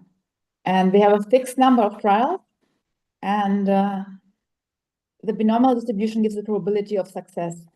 So for example, a real life example would be, we ask ourselves, hey, we have customers and they can click on an ad or not click on an ad, and each customer has 60% chance of clicking. So how likely is it that 7 out of 10 customers will click on an ad? So if we want to calculate this with Python, we will use SciPy. SciPy has a statistics library called stats, and binom is the binomial distribution. So let me just quickly run this. So what I do here is I said, okay, I have 10 trials. Probability of success for the trial is 0.6. And then I plot the probability mass function of the distribution. And then I see here, okay, here's a 7. So probability of 7 people clicking when is going to, out of 10, is going to be 0.21 roughly. And we can also see the probability we gave is 0.6. So we can see that then 0 is probably not going to happen. Like it's quite unlikely that only 1 or 2 people will click, a bit more likely that 3, 4, and then 6 is the most likely, and then it drops down again, and then it's very unlikely again that all 10 people will click.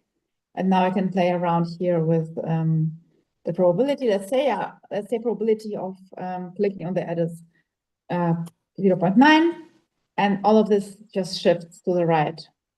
More likely that 10 out of 10 people will click, or 9 out of 10 people will click. And if I set it down to 0.1, and it shifts all the way to the left. And then a lot more likely that nobody will click, only one person. I can play around with this, and I can also say, okay, let's say we have not 10 people, but 20 people clicking, and then distribution changes again. In any case, the binomial distribution will always give you, given the number of trials and the probability of success of every single trial, what's the most likely outcome, or what's the distribution of the outcomes that you can expect. And here we can see if we have 20 people and everyone has a 0.6 chance of clicking, then we will be somewhere between 10 and 15 people clicking on our ad. And if it was a coin, so what's the probability of getting heads in a fair coin in 20 trials, then the probability of getting 10 heads is going to be 1.075. Which is the standard. This is now symmetrical because the probability is 0.5. So this is how you can calculate your chances of getting X amount of heads and Y amount of throws. And the binomial is super useful. Whenever you have only 2 outcomes, you will always use the binomial distribution. And then the Poisson distribution is also for discrete outcomes. It's a bit different. This one gives the probability of obtaining k successes during a time interval. So if I don't know how many people here live in Berlin. If you do live in Berlin, you know the bus M55. And then let's say it comes 3 times per hour on average. Now we can wonder, on average 3, what's the probability that 5 buses come in? If you know the M45, it comes when it wants, it does not come with a timetable. So we will take the Poisson distribution, and we will just say, hey, I want 5 buses, and on average, I have 3 buses. And it will give you the probability, which is here 0.1.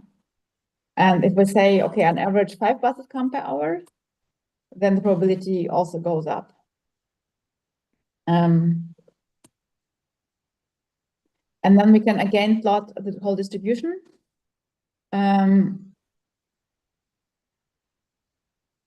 Which is the probability of between 1 and 6 buses coming when an average new buses come. So we say mu2 3 again. And then we calculate the Poisson distribution, and we say, okay, I want it between 0 and 7. I could also have 8 here and so on. And remember, this is Python, so the 7 is actually excluded. And now here we have the probability distribution of 0 buses coming, 1 bus, and so on and so forth. And we'll see again, because on average 3 comes, so the most likely is 2 or 3. And let's say we have 5 buses coming per hour, then the whole thing again shifts. And I can also increase this one here, let's say between 0 and 9 buses coming. And we see, so on average, we expect 5 buses. So yeah, we're going to have somewhere between 3 and 6 buses for sure. And then it drops off again. And very unlikely that no bus comes. Even though if you live in Berlin, you know it's not true. And if I say, okay, on average 1 bus comes, then again, the probability distribution shifts a lot to the left, and like there's almost no chance that more than 5 buses appear, and probably no bus will come.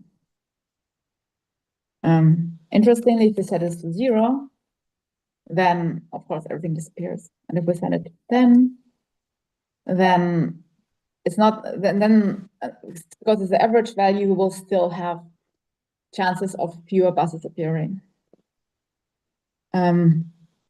Yeah, probability of no buses coming. We also just calculate that. We just say the average probability is 3, but I want 0, and we get the probability right away. And then remember, before we had the complement rule, where we just take the counter event or something.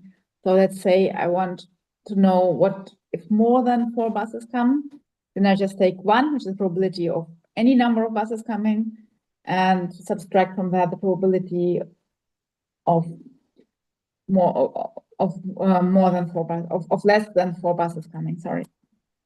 And I get this number. Does this make sense so far?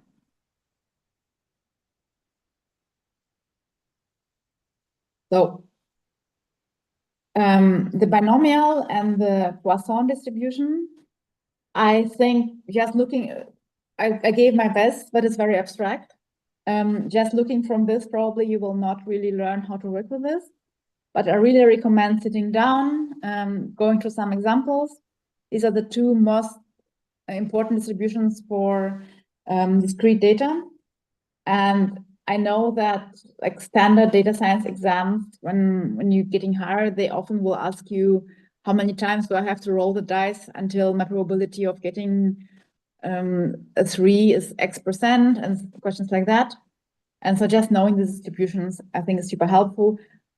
Of course, also just for you as a person, but even just to understand how probability distributions work for discrete data. I think it's super important that you sit down, that you work with it, that you understand how it works, play around with it with the code, write it down on paper.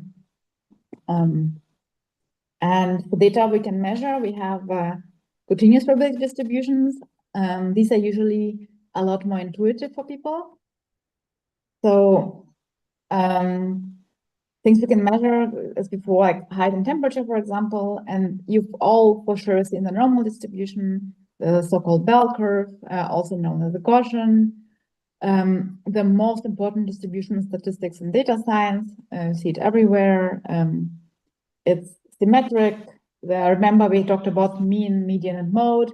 For normal distribution, they're all the same. And the cool thing is why it's so important is because many natural phenomena follow a normal distribution. So let's just look at it directly. I'm using now Seaborn to plot, and I just so NumPy also implements the random normal distribution, and I just say, okay, I want a random normal distribution which is located at 0 and scale 1. This is the same as saying mean and standard deviation. And then I just give it a number of data points. And this is what it looks like. So we have this very symmetric bell curve, right? And we have here the median equal mean equal mode at 0. And then I can also move the mean and then the whole thing will just shift. So if you go from here, it's at 0, here it's at -1. Let me just make it a bit smaller. So a bit smaller more. So we see here it's -1 here, and then the scale, I can also adjust the scale. Let's say I want the scale at 10. And now this thing got a lot flatter. So here, actually, let me maybe plot them in the same. We have the time, right? Let me plot them and this was not working. So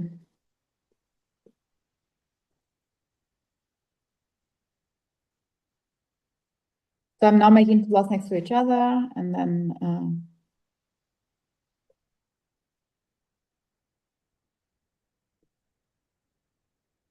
we call this data 1.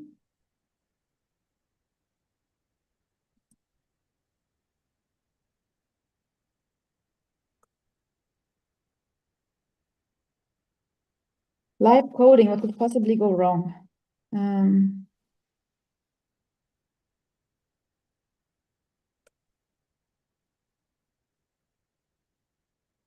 Let's see if this works. It can take an axis.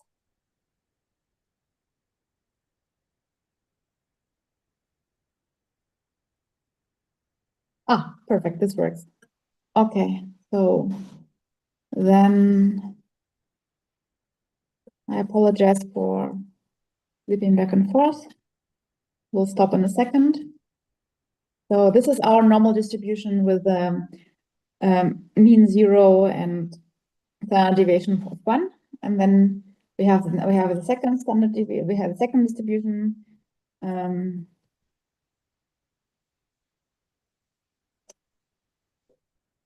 Where we can play around.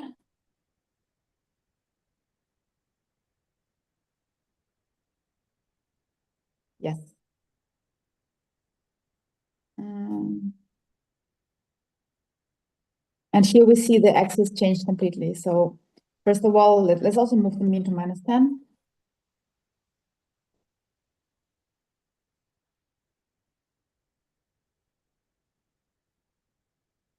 And let's show the x-axis. Yeah, so now here's what I wanted to do. So we see this is the distribution with mean 0 and standard deviation 1. This is a distribution with mean -10 and standard deviation 10. So it's much flatter, it's much wider, and this one is much more narrow and high.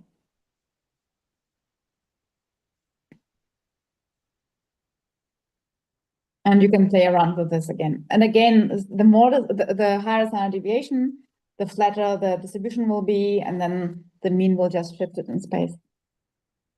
And we have one very important empirical rule, which is a rule of thumb for judging where the data falls within the distribution. And if the distribution is normal, then 68% of the data will fall within one standard deviation of the mean. This is already more than half. And then 95% of the data will fall within 2 standard deviations of the mean. So somewhere within here. And 99.7% of the data will fall within 3 standard deviations of the mean. So this is incredibly powerful. Like, you immediately understand where most of your data lies. Like, only like less than 1% of the data is somewhere out here, and most of the data will be concentrated around here if the data is normally distributed. And remember, we will also talk about how to get to a normal distribution if that is not normally distributed, but most things in the natural world are normally distributed. Like, people's hates are normally distributed.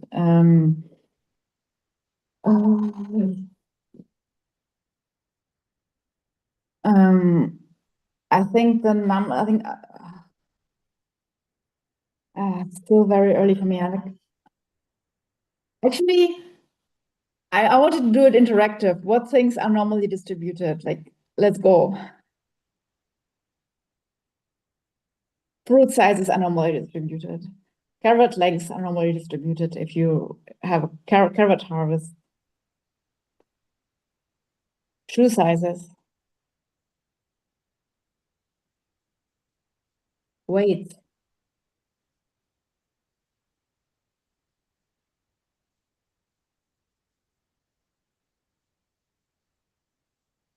Okay, if there are no comments, then recap. This was probably for me personally the hardest part of this workshop because it's just so abstract and it's so hard to put it into easy words, especially over YouTube, over internet, without having any connection to you guys personally, without being able to use my hands.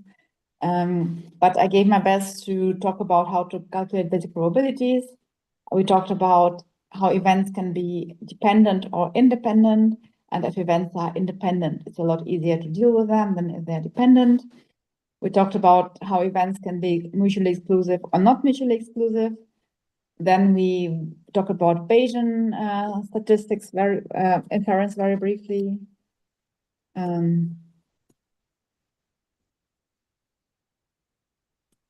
Then we very briefly talked about the different probability distributions, where we talked about the three main ones, which is for discrete data, the binomial and the Poisson, and for continuous data, the normal distribution.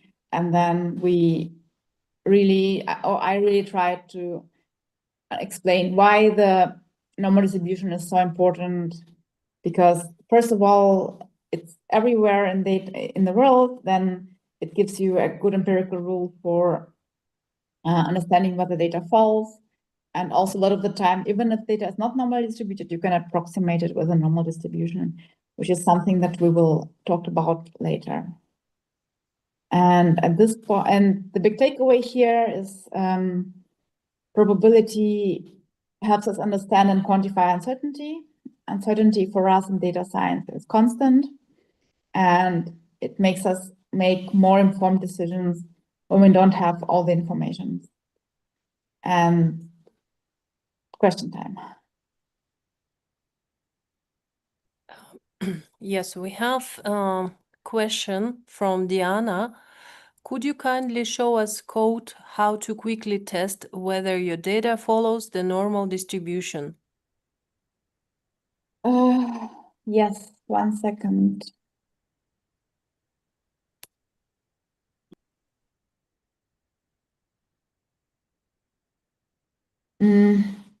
So first thing you would do again is you would just plot a histogram. So, which is what I'm doing here already, but let's say we have this data. I would again just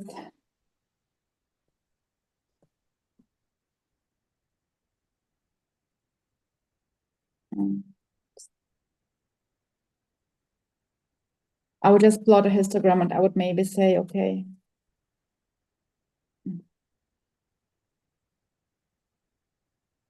yeah, so this whole output, you can also suppress it by just putting a bar in the front. And like here, I already see, oh, this is normally distributed. And then you can do different kinds of tests for normality. So normally, there's a Kolmogorov-Smirnov test, which is pretty good. There's the Shapiro-Wilks test. Let me quickly Google the code for you, because it's again not something I do all the time.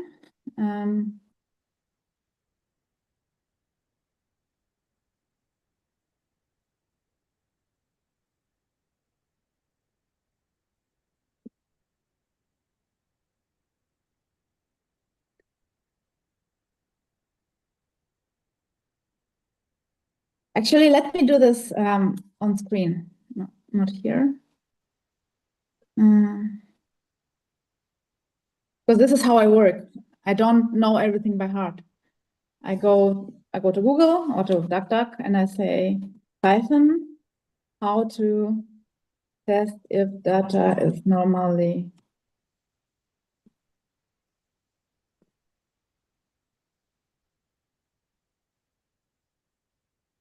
And then I find an answer. And then, oh, okay, at least I'm not that stupid. I do know that I will usually just go, okay, oh, this is good enough. Or I will run a Shapiro-Wilk test, or I will run a Kolmogorov-Smirnov test. And I have to click on stuff. And then, okay, the histogram we just did. Quick loop out, we're gonna skip for now. So, what I will do next is I will just, and obviously it has to be a trustworthy website, right? So I will just copy and paste this. And then I will think, okay, import math makes sense, import numpy, import from stats, import the test, and import the log norm. The log norm is just for the data set, so we can ignore that. And the random seed we can also ignore for now. So we called our data set data. So I will just say, okay, let's run the Shapiro-Wilk test with the data.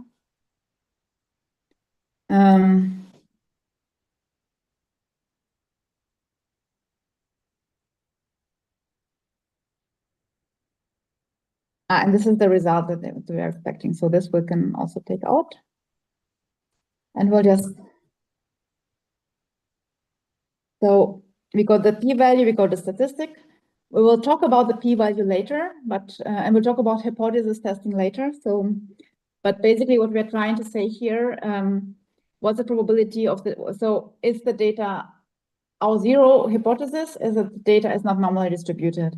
And our p-value is 0.009, which is way lower than the standard value of 0.05. So we can reject the zero hypothesis and we can assume the data is normally distributed. Does this make sense? And then there's a second test, which we can also run, which is the Kolmogorov-Smirnov test, which is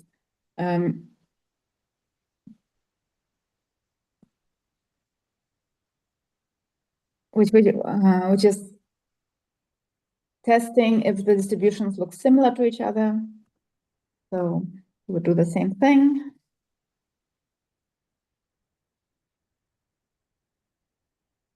So this one works a bit differently, but it will basically give you the probability. Yeah.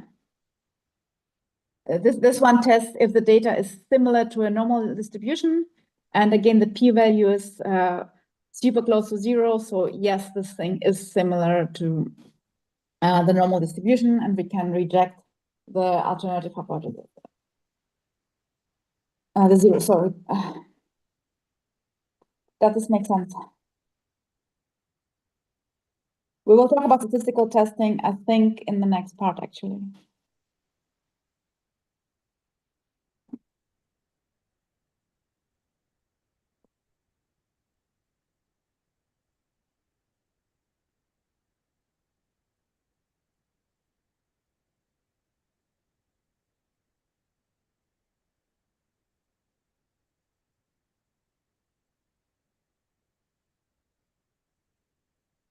Okay, so what we did here is we plotted the data and we looked at the data and we said, okay, this looks kind of normal distributed.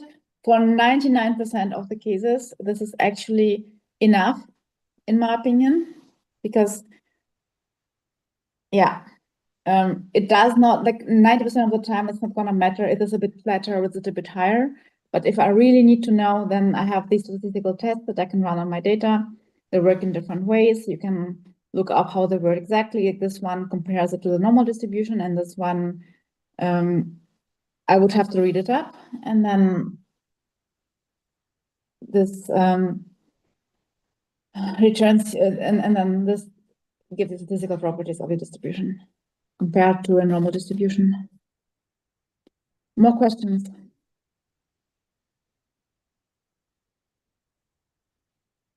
No questions so far. Okay, then we are half through the workshop. It is now 10:49. So I would suggest we take a 10-minute break and then reconvene at 11 and move on to estimation and hypothesis testing, which is what I just did now, except that I really need a break because I'm now throwing terms in a wrong order. So in 10 minutes, I will be here back fresh and we will move on to testing, if that's okay for everyone.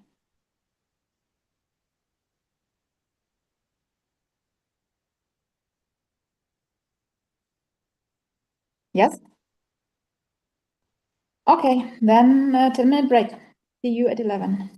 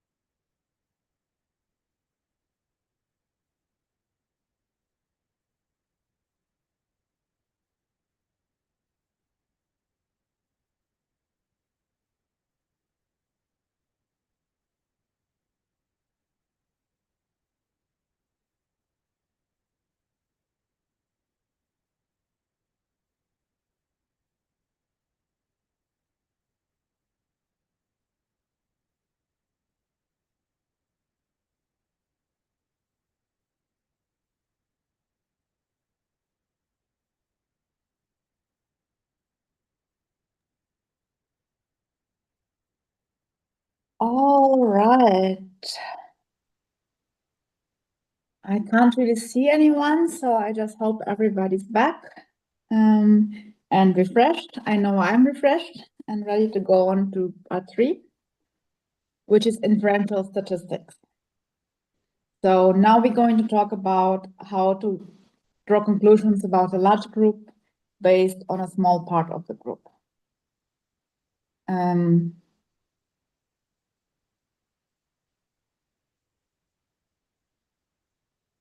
So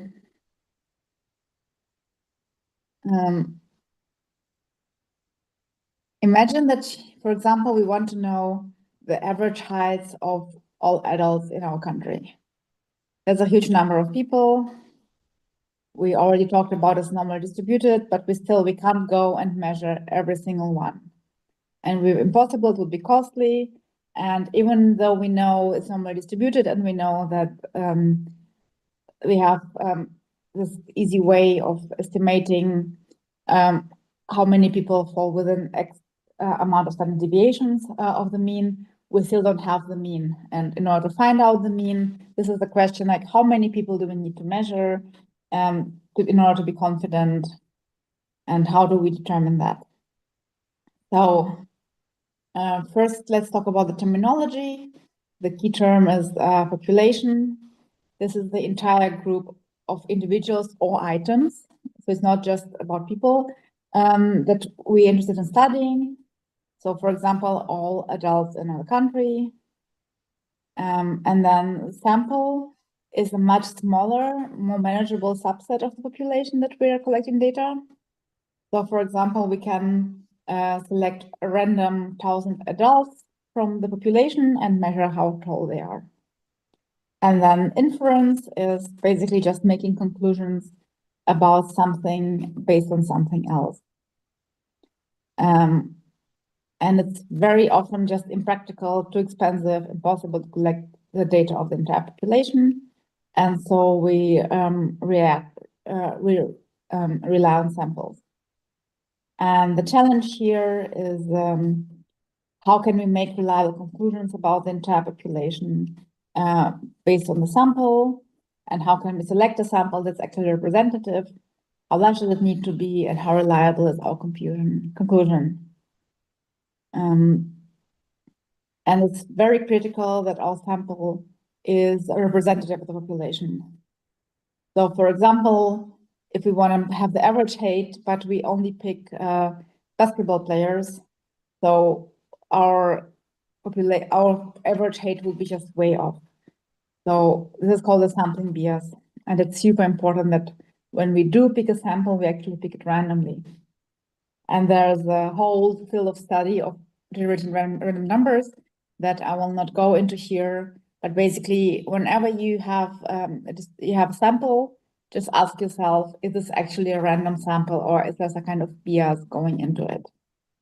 Right? For example, just selecting healthy people, or just selecting women, or I don't know, like let's say I wanna know the average apple size, but I only buy apples from a supermarket. Like that's already a bias, because all the apples that did not make it to the supermarket did not make it into my sample. So it's very, very easy to just overlook something and end up with a sample that's not representative of the population. Have to be very careful there. And the most important cornerstone of our sampling is the central limit theorem. Arguably the most important theorem in statistics. And it's the whole reason we can't even make inferences about population using samples, even if the data that we are sampling from is not normally distributed. And we're going to try to have I'm not going to put any formula or proofs or theorems here, but I will try to give you an intuitive explanation of the central limit theorem. So instead of talking about heights, let's talk about incomes now. So, and we're going to talk about average income of people in California, because that's what I have the data for. So income normally is unfortunately very skewed. It's not normally distributed. We have a lot of people making a little money and some people making way too much money. And we cannot go to everybody in California and ask them what they're making. So we're going to just ask 100 people, and we're going to take their average income, and we will call that X1. And then we will put the 100 people back. So the people go back into the population, and then we'll pick another 100 random people. And maybe we will have picked one person twice, that's fine. And then we will ask them again, what's your average income? And that will be our X2. And we put those people back into the population. And we keep drawing and drawing and drawing and drawing. And if we now look at the distribution of the average incomes that we calculated as X1, X2, X3, then this distribution will be normally distributed. And the more people, the more of this 100 people samples we draw, the more normal distribution will look. So let me shut up for a minute and you can just think about it.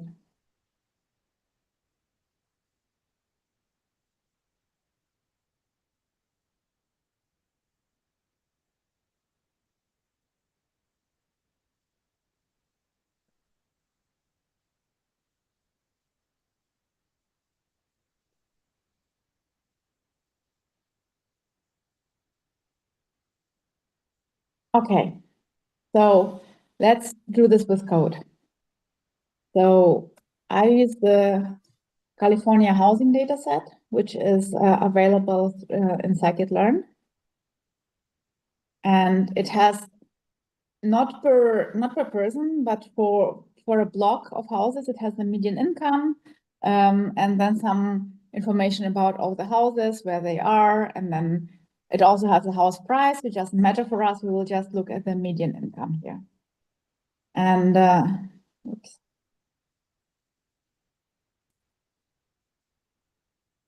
So what I do here is I just take I take 10 times total sample. I take a sample of 100 rows from the data set, and the data set has 20,000 rows. And then I take the average and I append it to all my means. And then I just plot the histogram of the means that I calculated.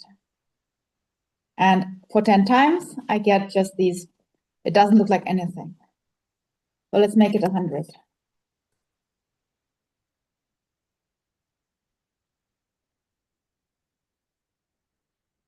And this looks already more normally distributed, right? And now let's make it 1,000.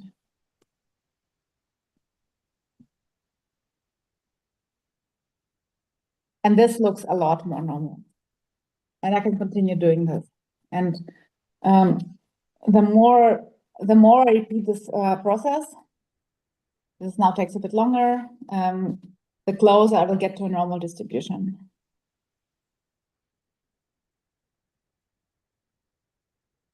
And you will ask me, well, but how many samples do I need to take at least? And there's a magic number here. Okay, maybe 10,000 is a bit much. This is 30. Like, it's just like a rule of thumb. If you take, this is mine. See how this looks almost like the distribution that we saw before. Let's bring it back to 1,000. So, like they say,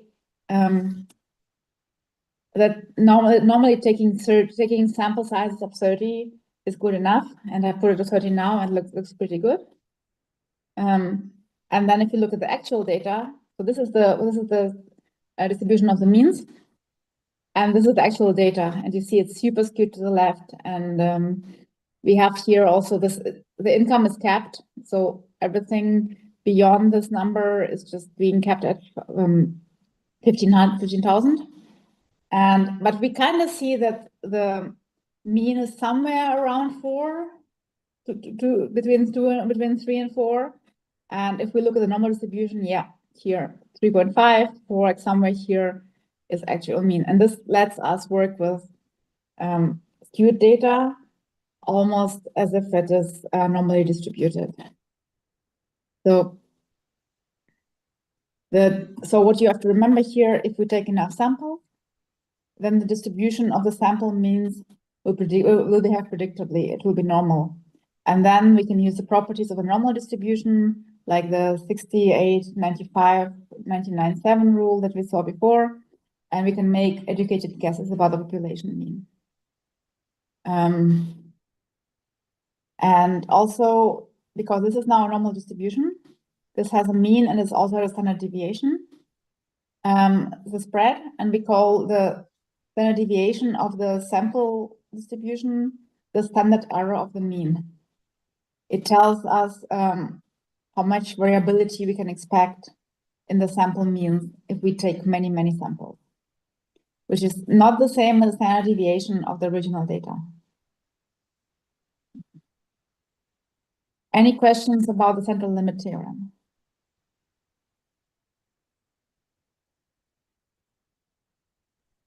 Nothing so far. Okay, cool. So again, this is something you should take home with you, play around with it, think about it, and just remember it exists. And then maybe you will run into it one day, maybe you will not.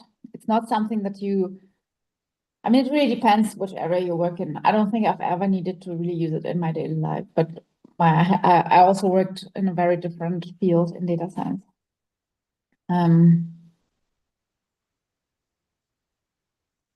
So moving on to confidence intervals and point estimates. So what's a point estimate? It's a, go back to the larger. We also did the standard error. The point estimate is a single number that estimates a population parameter. So for example, sample mean. And then we would like to know how close is the point estimate to the real number, because we don't know, like if I tell you, oh, I think the average person in Germany is 172 centimeters. How do I quantify the certainty that I have? How close is this to the true number? This is where we get to confidence intervals. So confidence intervals help us quantify uncertainty of the point estimate.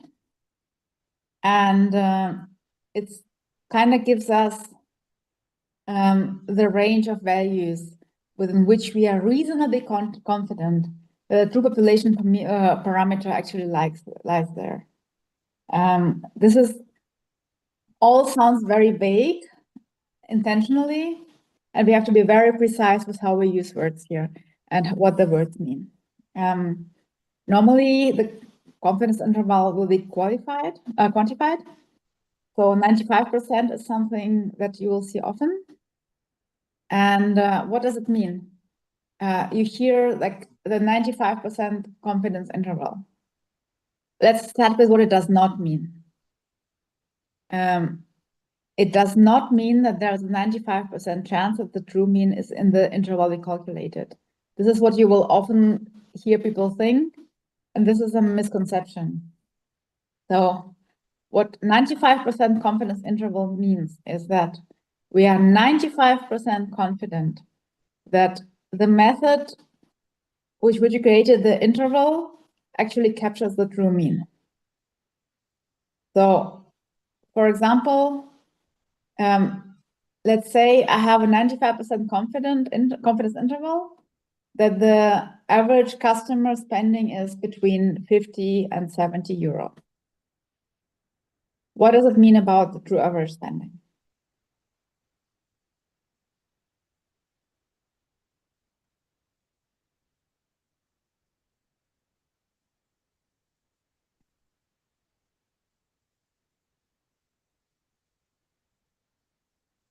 So what it means is that the true average spending for all of my customers will fall somewhere between 50 and 70.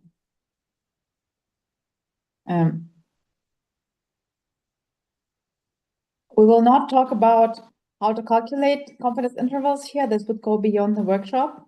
It's more important for me to understand that you understand how to interpret them. And there are some factors that affect interval width. And first of all, the sample size. So the more samples I take, the more certain I am about the truth, the narrower my intervals become. The second point is variability. So the more variability I have in my data, the more spread out it is, the more uncertainty I have, the wider my confidence intervals become. And then finally, the confidence level in my measurements, in my data. Sorry, no, this is me speaking wrongly. The confidence level I want to have, the more confident I want to be about the truth actually being captured, the wider the interval will become. So 95% versus will be narrower than 97%, for example. 1 second.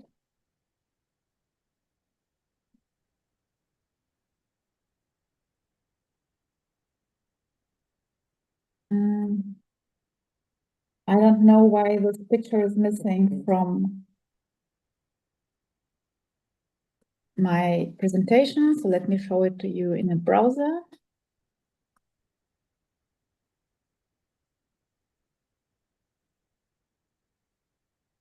This is the classic confidence interval cartoons.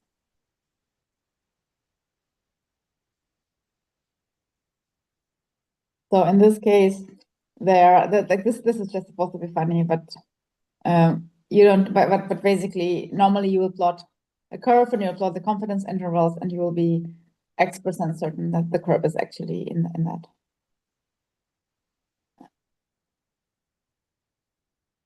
Moving on.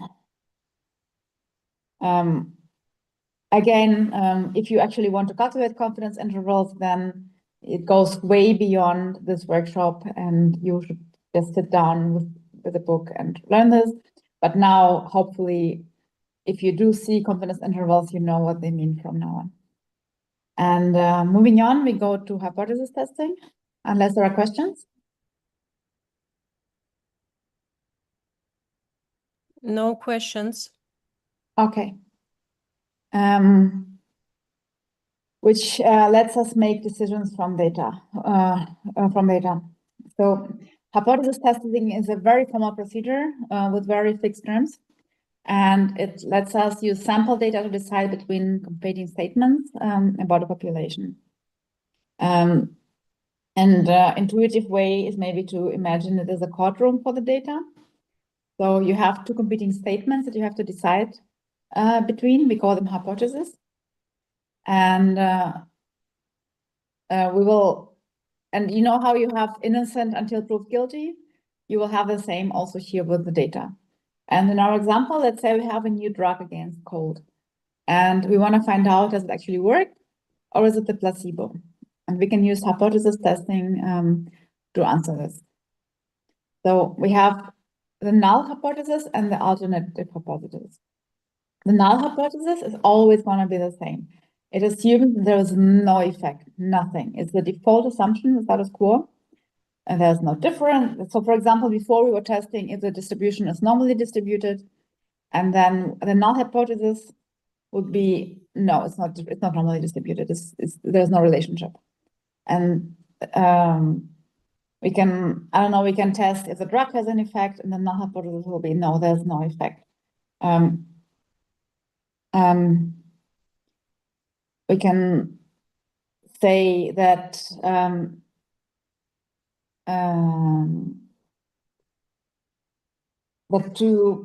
let's say we have two countries, and people in there we measure their heights, and then we say, okay, we want to know, do Japanese people, do people who live in Japan and people who live in Germany on average have a different height? Then a null hypothesis will be that no, there is no difference in height. And then we always by default assume that the null hypothesis is true. So innocent until proven guilty.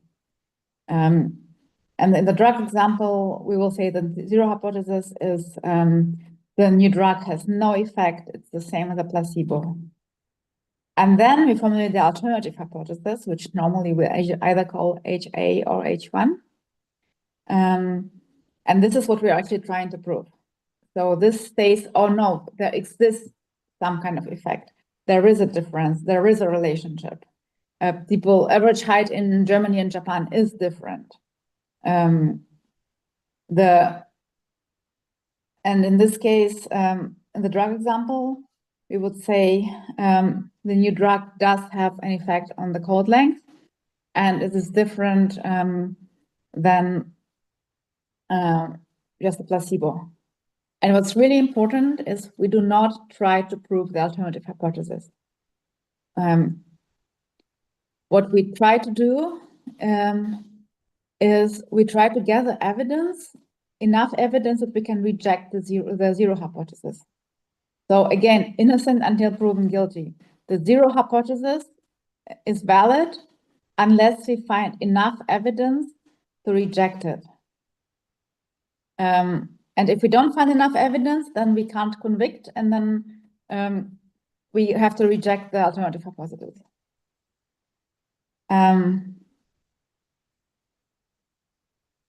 Yeah. So we just show evidence against the zero hypothesis. And then you often also hear people talking about the type 1 error. Type 1 error means that we reject the null hypothesis falsely.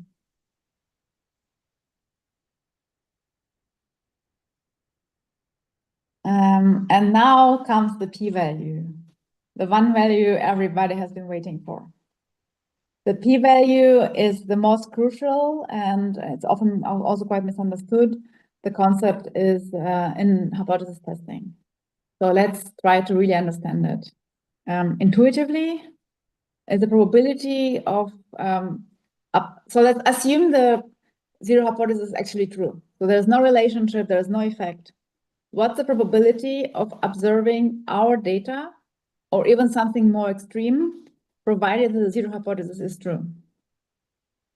So in the drug example, we would say, let's say the drug has really no effect. How likely is that we would, but we see a difference in the cold duration between using the drug and not using the drug. What's the probability that we will see a difference this big or bigger in the cold duration between the test drug group and the placebo group just by chance?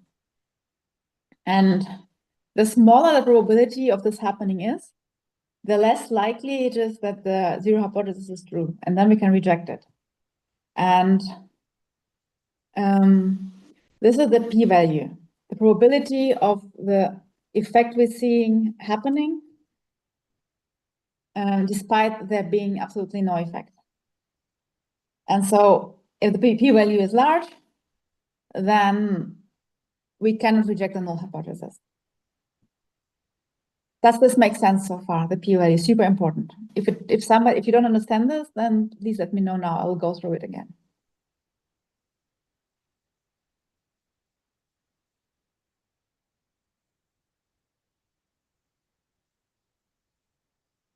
Cool.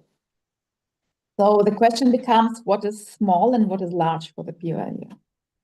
There is this thing called the significance level, or you often see it alpha.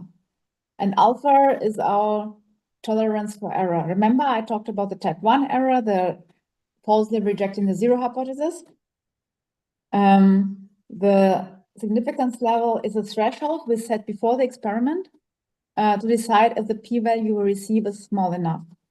It's super important that we do it before the experiment, because we want to be rigorous in our statistic. And most commonly, we will see 0.05, and that means 5%. And that means that we reject the zero hypothesis if the probability of the data occurring despite there having been no effect is 5% or less.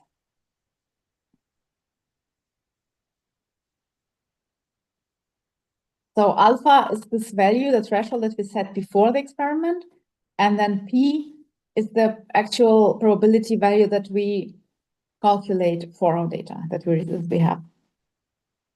But this 0.05, like this is a standard that you find in literature, and it's usually a very good value, but it can be larger depending on context.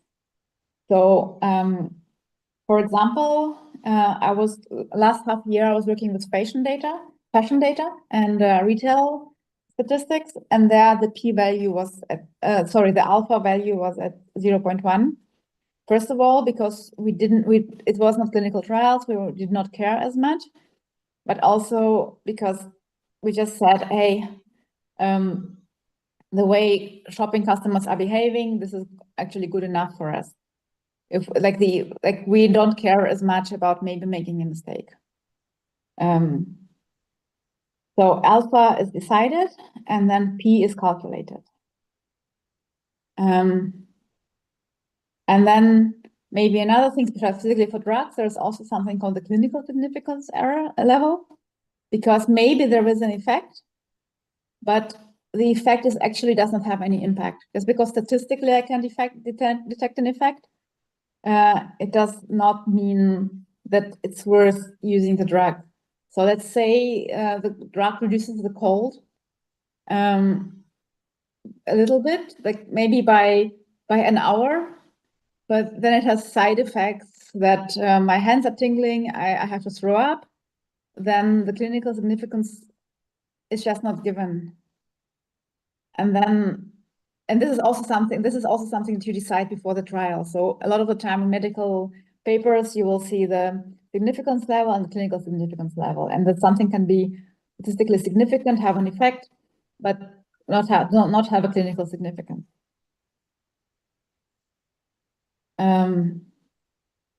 Any questions?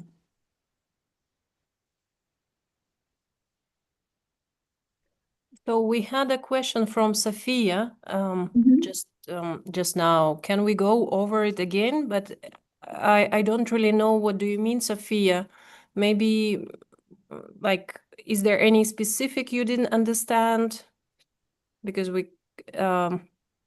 so she referred to P value.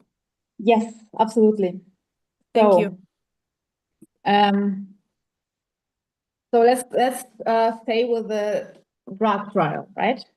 I have a new drug, and I have a group of people who get the drug, and I have a group of people who get a placebo.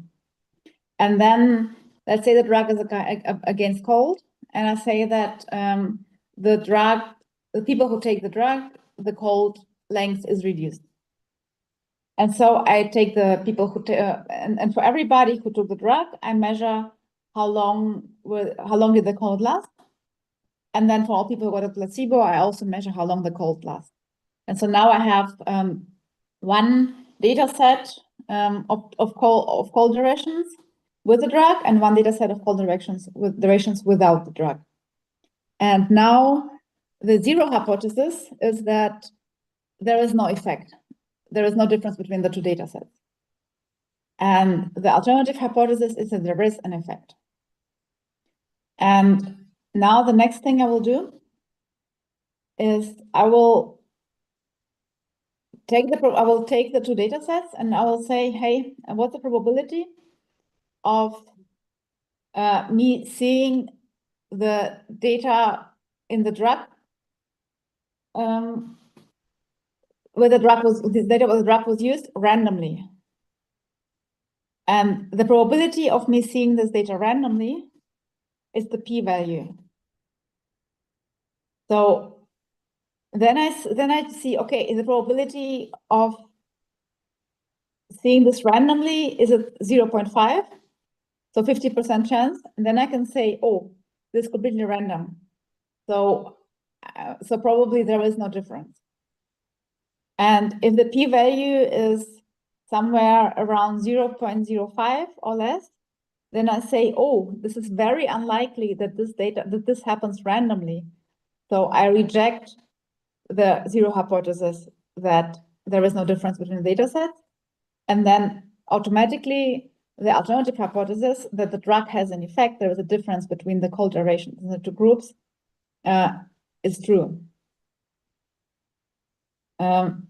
So the p-value is the probability that the observed data happens randomly. And then I compare it to my predefined significance level. And if it falls below that, then I say, oh, it's really, really unlikely to happen randomly. So the alternative must be true, that actually there is an effect and the data with and without my drug is different. Does this make sense?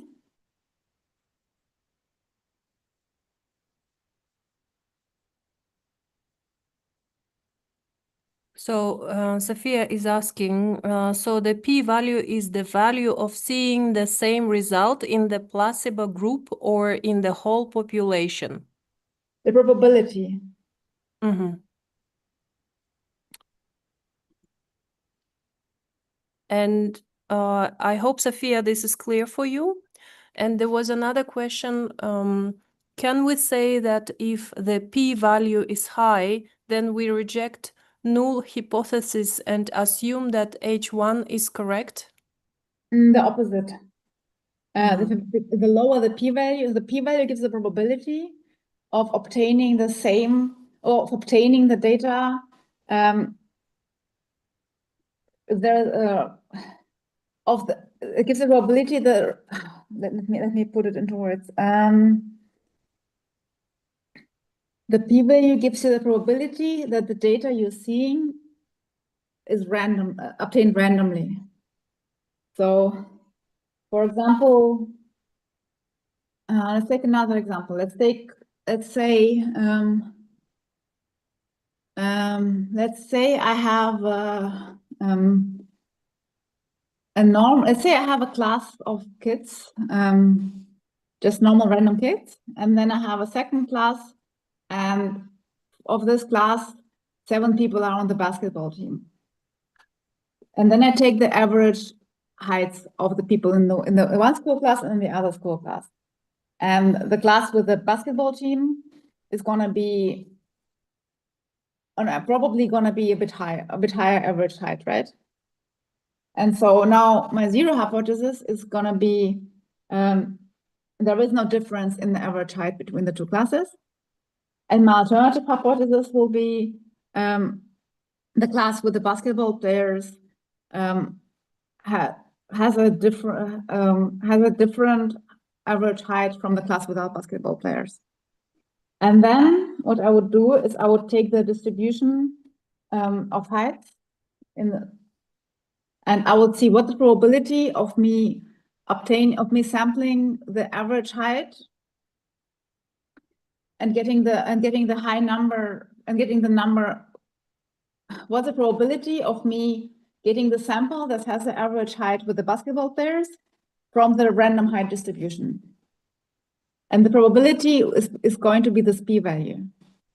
And so the more different the class with the basketball players is from the normal height distribution, the less chance I have of actually drawing it from the distribution.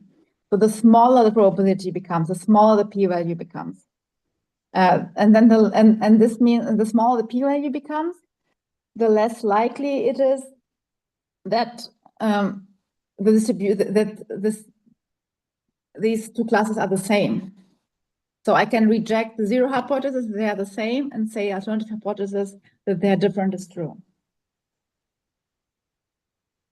Smaller p-value, smaller probability that the data are the same,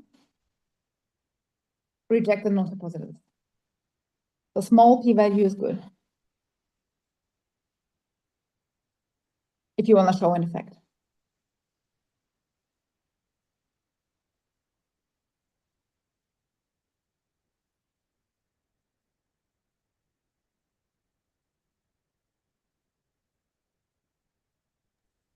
Okay, so there was another question in the webinar chat from Young.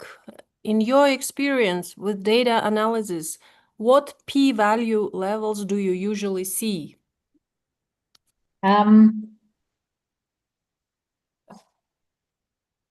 It depends on what I'm working on. Like if there is an effect, then I will see p-values below 0.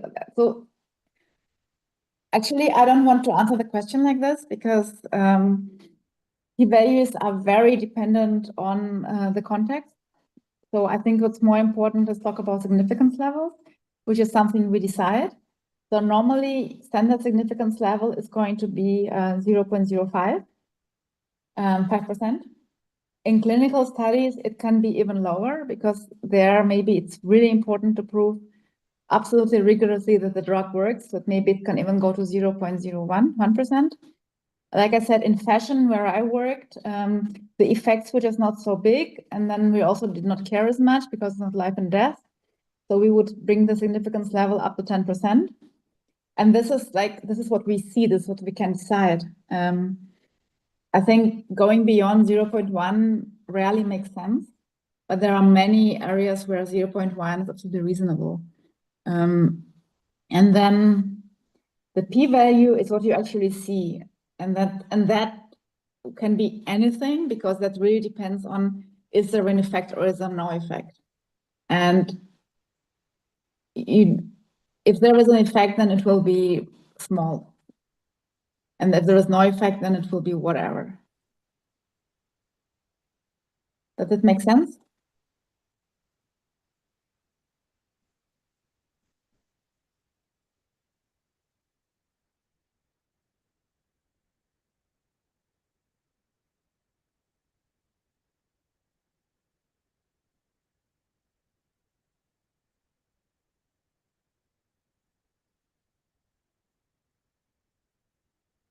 Any more questions?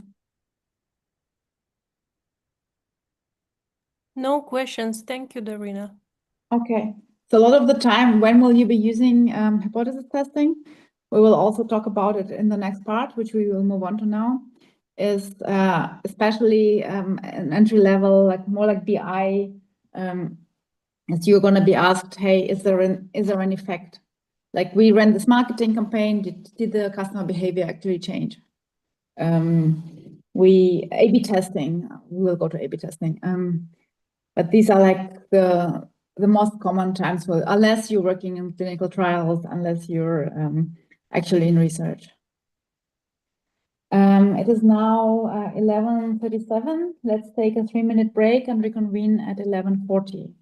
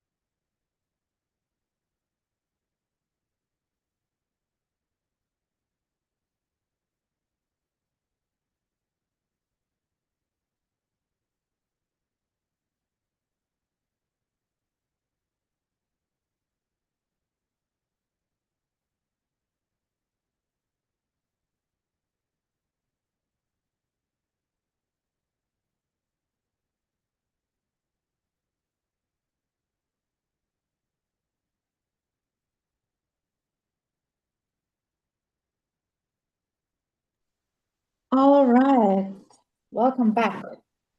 We are on to part 4. We're actually moving really fast. So let's see, maybe we'll finish a little early or we'll have more time for Q&A.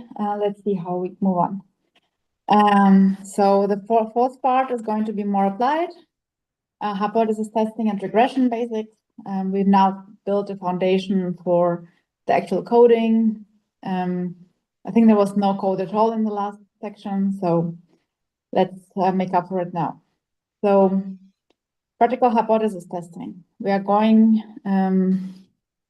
to run the t-test here and are talking about regression. Let's first, so what we want to do normally is we want to compare two groups. I think you've all heard about A/B testing, which is in the basic form, you have two versions of a web page and one version A and version B. And then I'm going to show version A to half of my users, and I'm going to show version B to the other half of my users. And what I would like to know, and I think that B is better than A, but is it actually true, or is the observed difference just due to a random chance? And this is where we do hypothesis testing. And the first test we can do is the t-test to compare two means. So the t-test helps us determine if the difference between means of two samples is statistically significant. And statistically significant means it is likely to reflect a true difference in the underlying populations rather than just random variation. So again, we're always, like in hypothesis testing, we're always talking about likelihoods. We can never be 100% certain. And essentially, the t-test asks, is the observed difference between two sample averages large enough relative to the variability within each group to confidently say that the populations they came from are actually different? So again, we don't have the whole populations. We just have samples from populations. We have sample averages. We have sample variability. And we want to decide, is this actually the same or is there a difference? And as again, the null hypothesis is always going to be no difference, it's the same. There are different types of t-tests. So you will hear of student t and whatnot. You have the independent samples t-test for completely separate groups. You have paired samples t-test where you have before and after measurements of the same group. And you have others. So whenever you do need to use a t-test, you going to Google or you're going to open a book and look it up, and you will find the one that you need to apply. And so I'm not a statistician, I'm a data scientist. Even if I had learned it for an exam 10 years ago, 15 years ago, which I probably did, this is not something I have present in the front of my mind because I just don't use it all the time. But I am aware that different ones exist, and I am aware that I need to look up the one that I need. And this is the most important part. It's not important to actually know them all by heart. It's important to understand how they work, and it's important to know where to find them. At least that's my opinion. And today we will focus on the independent samples t-test, which is normally what we use for A/B test. Remember, before we had dependent and independent events, and the same way we can have dependent and independent samples. So here we are testing an A/B test of the website design. Let's say we have a sign up for newsletter button, and we change the color of the newsletter. So we call the people who see the old design, we call them the control group. We show them the old button, and 10,000 people come, and 100 of them click. So we have a 10% conversion for our newsletter button. And then the B group, they see the new design, they see the new button color. Again, 1,000 people come, 120 people click, and we have a 12% conversion rate. And now we face the question, We have a 2% difference. We have 1,000 visitors. Is this a real improvement? Does the new button color help, or is it just luck? And so now in the workshop, we talked about hypothesis testing in theory, the p-value.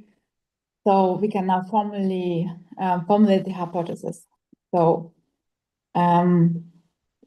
maybe for yourself, take a moment, what does the hypothesis sound like?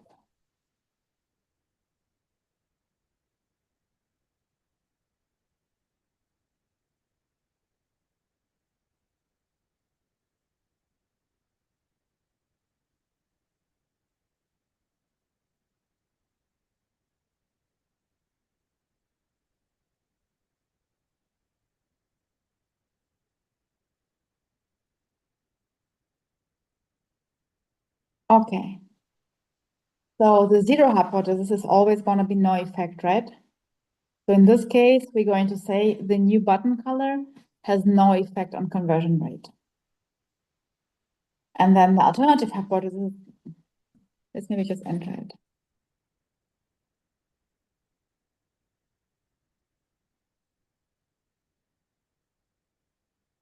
An alternative hypothesis is going to be the new button color does have an effect on conversion rate.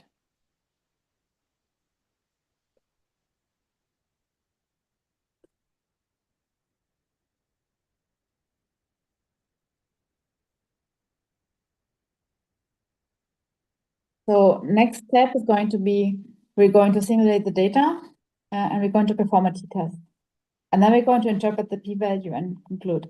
So maybe this will also make more sense what I explained in the part before, once we work with this. So I'm using NumPy, and from SciPy stats, I import the t-test int. The int is for independent because we're doing an independent t-test. And now it will generate fake data. So we had 1,000 visitors each, and in one we had 100 clicks, and one we had 120 clicks. So I just make an array with 900 zeros and 100 ones for the group A, and then 880 zeros and 120 ones for group B. So the one just means they clicked on the button. And then I can run the t-test, group A and group B. This is how simple it is to perform a t-test.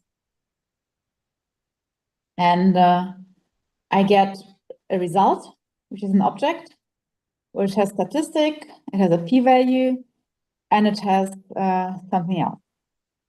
So first of all, the p-value, what did we forget to do? We forgot to define the alpha value, and alpha is a significance value, and so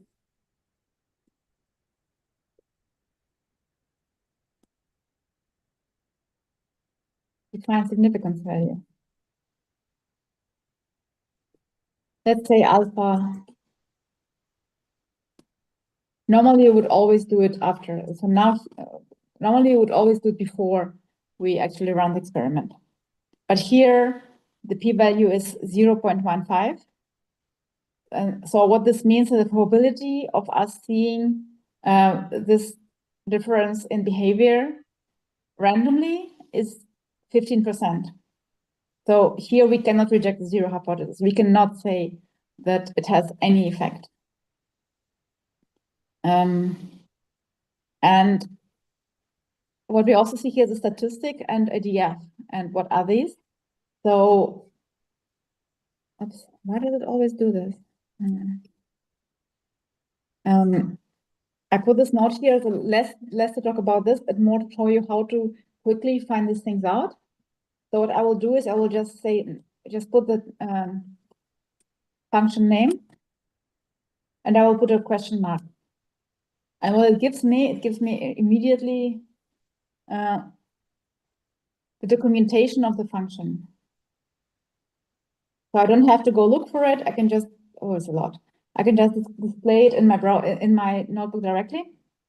And then it gives me here the signature of the function, and then the docstring, and then it says here the parameters and returns. And it says the statistic is the t-statistic. And then now, if I don't know what the t-statistic is, I can go, oops, to my browser and I can look, what is a t-statistic? And then I can read, oh, it's the ratio of the difference of the numbers estimated value from its assumed value to the standard error. And then I can look further into it if I need it. And then I also see the p-value. Okay, this makes sense. The p-value is associated here. And then the df.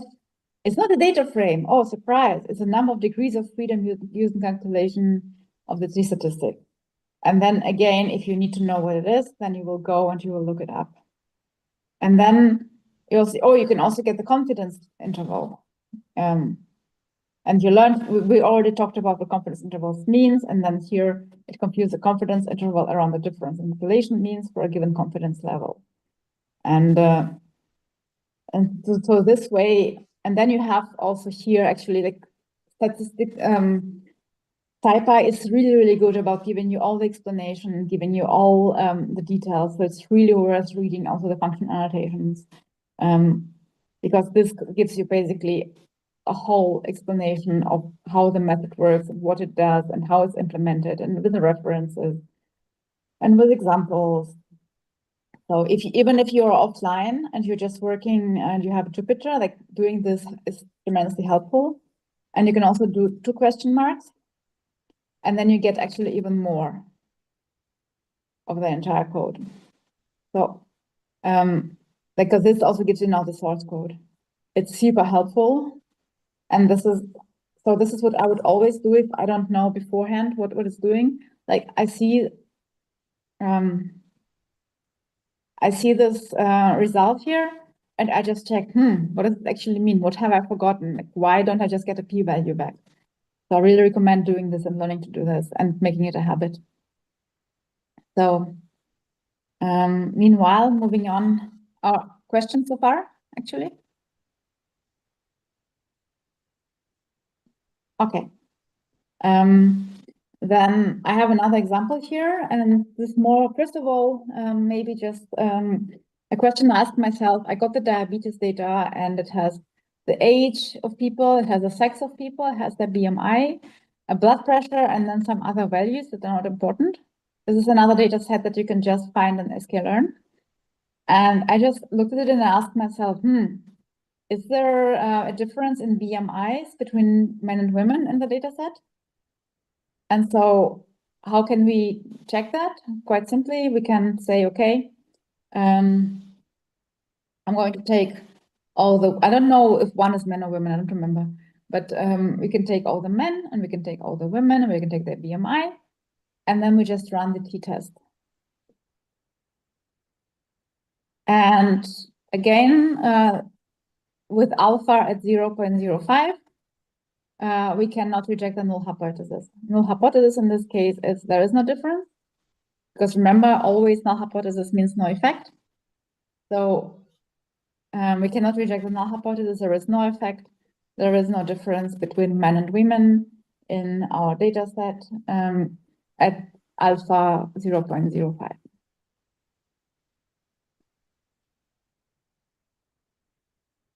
Questions?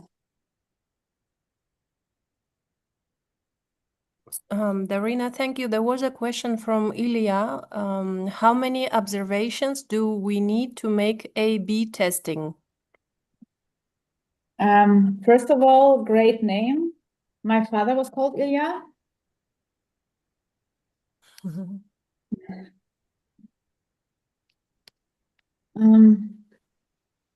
So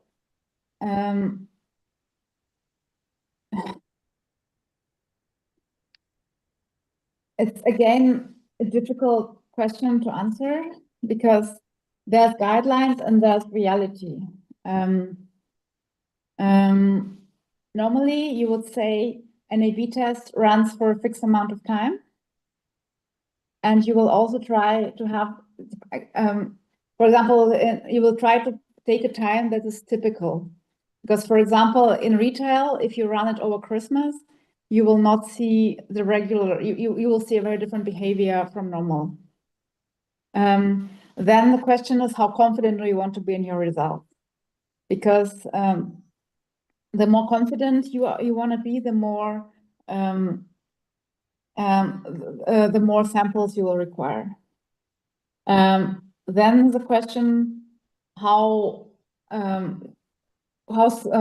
small of an effect would you like to be able to detect? The smaller the effect you want to detect, the more samples you will require.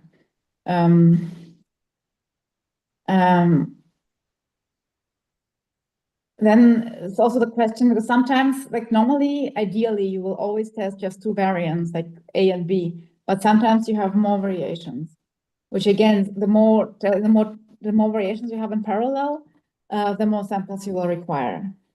And then there are some online tools that you can then take the parameters, or like there's formula, but you can also have just online tools that you can use. And you take all the parameters and you put them in, and then they give you how many samples you need and how in order to have a good result.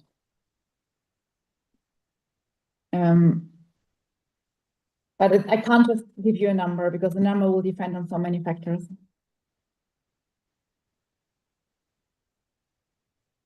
Okay, there are no more questions. Thank you. Okay.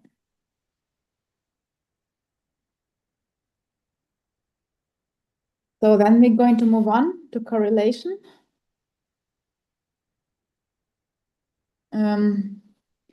So sometimes we just don't want to just compare groups and say are they the same or not, but we actually want to know if groups have a relationship between each other, or if values have a relationship between each other. So if two values seem to increase or decrease together, then this is when we look at correlation. And in this workshop, we will only talk at linear correlation and not of nonlinear. But nonlinear correlation also exists. And correlation basically means that, so if two variables are correlated, it means that they increase or decrease together.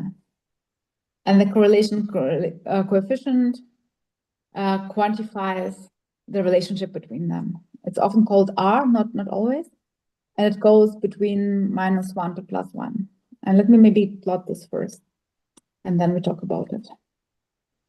So here, this is a strong positive correlation. We have a x-axis and y-axis, and x and y increase together. So if x increases by 0.2, then y also increases by some number. This is a very, very strong positive linear correlation. R is equal to 1. And then this here is still a strong correlation, even though it's not all in the same straight line, but still every time x decreases, y also decreases. Here R is 0.83, which is very strong. And there's a minus because it's going in the other direction. And then this is not covered here. This is, you can see like the curve, you can see a very clear curve that they go together on. This is a strong nonlinear correlation, which we're not doing here, but we can also approximate this as linear because like I can almost put a line through this, right? So we can say they are also linearly correlated. And then this here is the R is minus 0.012, and we can see like this is completely different. There's no correlation.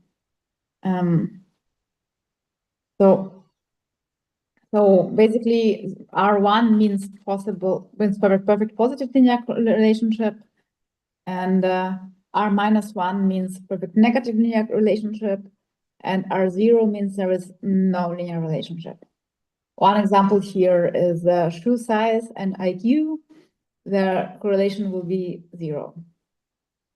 And then normally, if you have a large absolute value, so above 0.7, it means there is a very strong relationship between the variables. And then I would say maybe up to 0.2, there is still a weak relationship. And then below 0.2, like there are people fight about this, but for me, like, I don't think it's a correlation anymore. Yes, so, and one thing we talk about over and over again is correlation versus causation. And for example, if we look at correlation, we will find that ice cream sales are highly correlated with drowning deaths. So does ice cream cause people to drown? Not really. What happens is, when do we sell a lot of ice cream? When it's really hot. And when do people go swimming the most? When it's really hot. So that's why we see the hot weather causes both ice cream sales to go up and also drowning deaths to go up. And another one of my favorites is also a priest coming to your hospital bed is highly correlated with you dying. But the priest does not kill you. The priest visits you at your deathbed because you're already about to die. So something else is causing your death, and the priest just happens to be there. And the final one here is number of firefighters in a fire is highly correlated with fire damage. So the more firefighters in the fire, the more damage the fire will cause. But of course, again, here it's not the firefighters with flamethrowers destroying everything.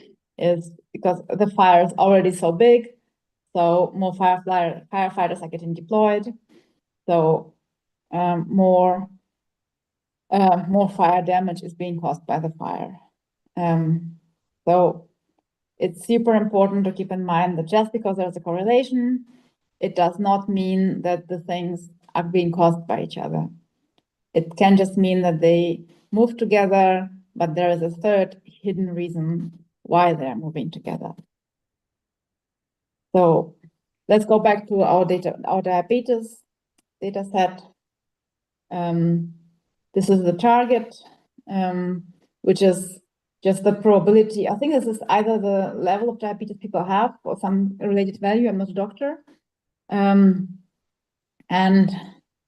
let's look again at the data. Oops.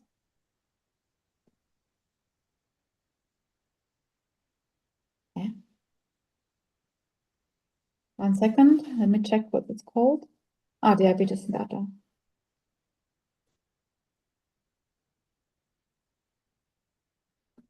So what happens here is sklearn returns is not a data frame, but a set of data, but a dictionary, and one of the values in that is a data frame and one is a target. So so here is our diabetes data, and here's our diabetes prediction. And so let's just ignore the S columns because I don't really remember what they mean. But what other columns should we ignore here? So we have the age, we have the sex, we have the BMI, and we have the BMI, and we have the blood pressure. And how do we, like, you can't just answer this question by looking at it.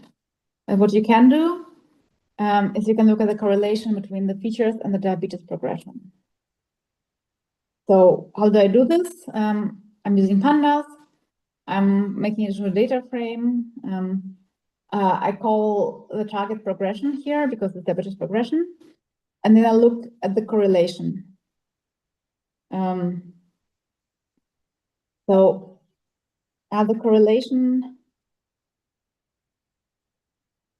Yeah, gotcha. Can we really correlate all the values? Like, can we correlate age and sex? Does this make any sense at all? Hopefully the answer for everybody is, I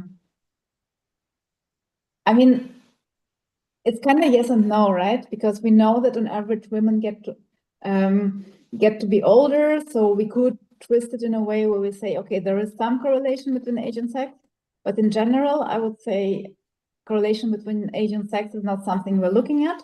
It's not something that makes sense. So depending on the context, I would not consider it. And then we have a correlation between age and BMI, which is actually smaller than I would have expected it. I would expect age and BMI to be more strongly correlated. And my interpretation here was that some people get very big as they grow older, but some people also get very, very small. And probably that's why it's not strongly correlated. And then we have a correlation between age and blood pressure. And here we do see like blood pressure does tend to increase with age. And then we have the correlations between diabetes progression and different values. And so we see, yeah, there's a correlation between age and progression. There's almost no correlation between sex and progression. So basically, interpretation is, it does not matter if you're male or female. There's a very strong correlation between BMI and progression, which I think intuitively makes sense. You have diabetes, type 2. Diabetes is an obesity sickness, and then also blood pressure and diabetes. And here, for example, I'm not a medical professional. Like, I don't know, does diabetes cause blood pressure to increase, or does blood pressure increase cause diabetes? Like, intuitively, I would think maybe diabetes increases blood pressure. So just because there's a correlation does not mean that which one causes the other. Maybe there's a third factor. Maybe people who are predisposed to both will get both. This is something like that. This is why you need contextual knowledge. You can't just go by numbers. But if you were to write a predictor for diabetes and you were allowed to use only 2 features, you immediately see, yeah, you will use the BMI and the blood pressure, and from that you will predict the diabetes. And here is just a plot, like a BMI over progression, and we can see this correlation. I can see that they are increasing together with each other, and we can also do the same as blood pressure. Always make sure that you adjust also the axis name and the title of the plot. Otherwise, you end up with very funny things. And also maybe, again, it's a gotcha, like this happens to me all the time, unfortunately, is oh, no, sorry, age is fine. Sex, I want to do the sex. If you end up plotting a binary variable, and suddenly the plot makes no sense anymore. Like this happens to me way too often, so I just wanted to make sure you're aware of this. If you have a variable that only has a bunch of values, then all of these scatter plots become completely meaningless. Let's put it back to something.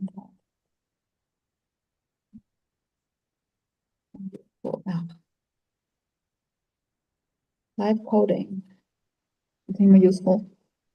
Okay, any questions? No questions. Okay, then this brings us to linear regression. Now we can use relationships between variables to make predictions. Because if they are correlated, I just mentioned it, then we can use one to predict the other. So regression is a statistical method to predict a target variable based on one or several input variables. In the simplest case, which we will do here, is if we only have one input variable and one output variable.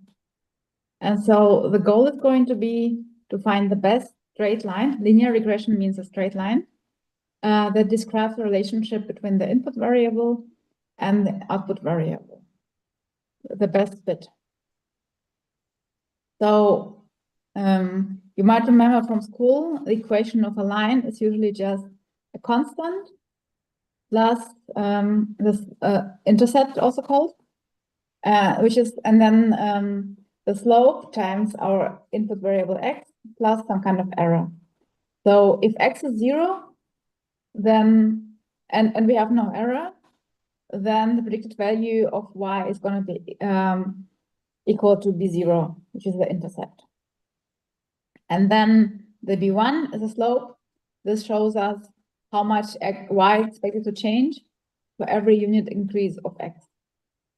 And then we have an error term, which is that's because no real-world relationship is actually perfectly straight.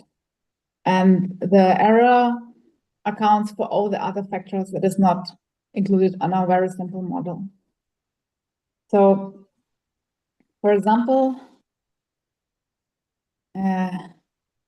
this is clearly not predicting diabetes based on BMI. This is predicting house price.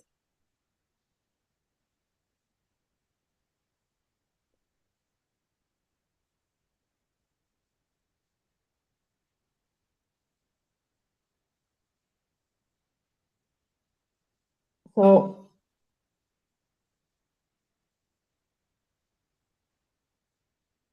the price of our apartment, let's say, is 50K plus 400 times size of the in square meters of the apartment. So let's say we want to plot this. So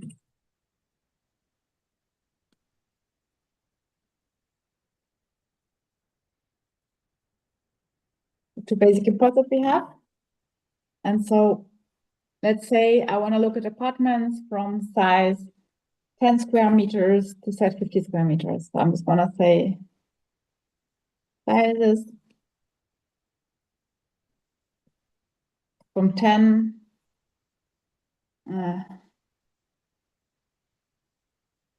to 50 we set, right? Just quick check. Yep, this is correct. It gives me an array of numbers. And then it's going to be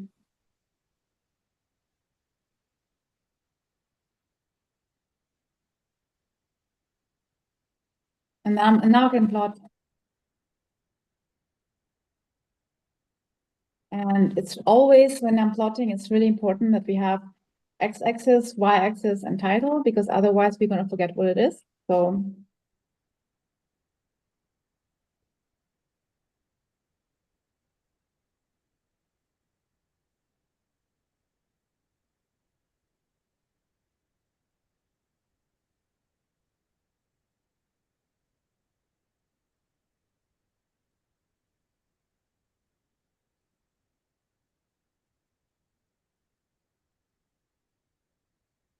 let's see. There we are. So we have a straight line. And let's maybe change the range from 0 to 50. So we see at 0, we have exactly 50,000, which is the intercept here. And then we have for every 1 unit here, this increases 400. So for 10 units, it's going to increase 4,000, and we see 10. Yep, we are exactly at 54,000. So you can also do. And now we have a grid, and now it's a bit easier to see. So yeah, we're going to be at 54,000 for a 10 square meter apartment.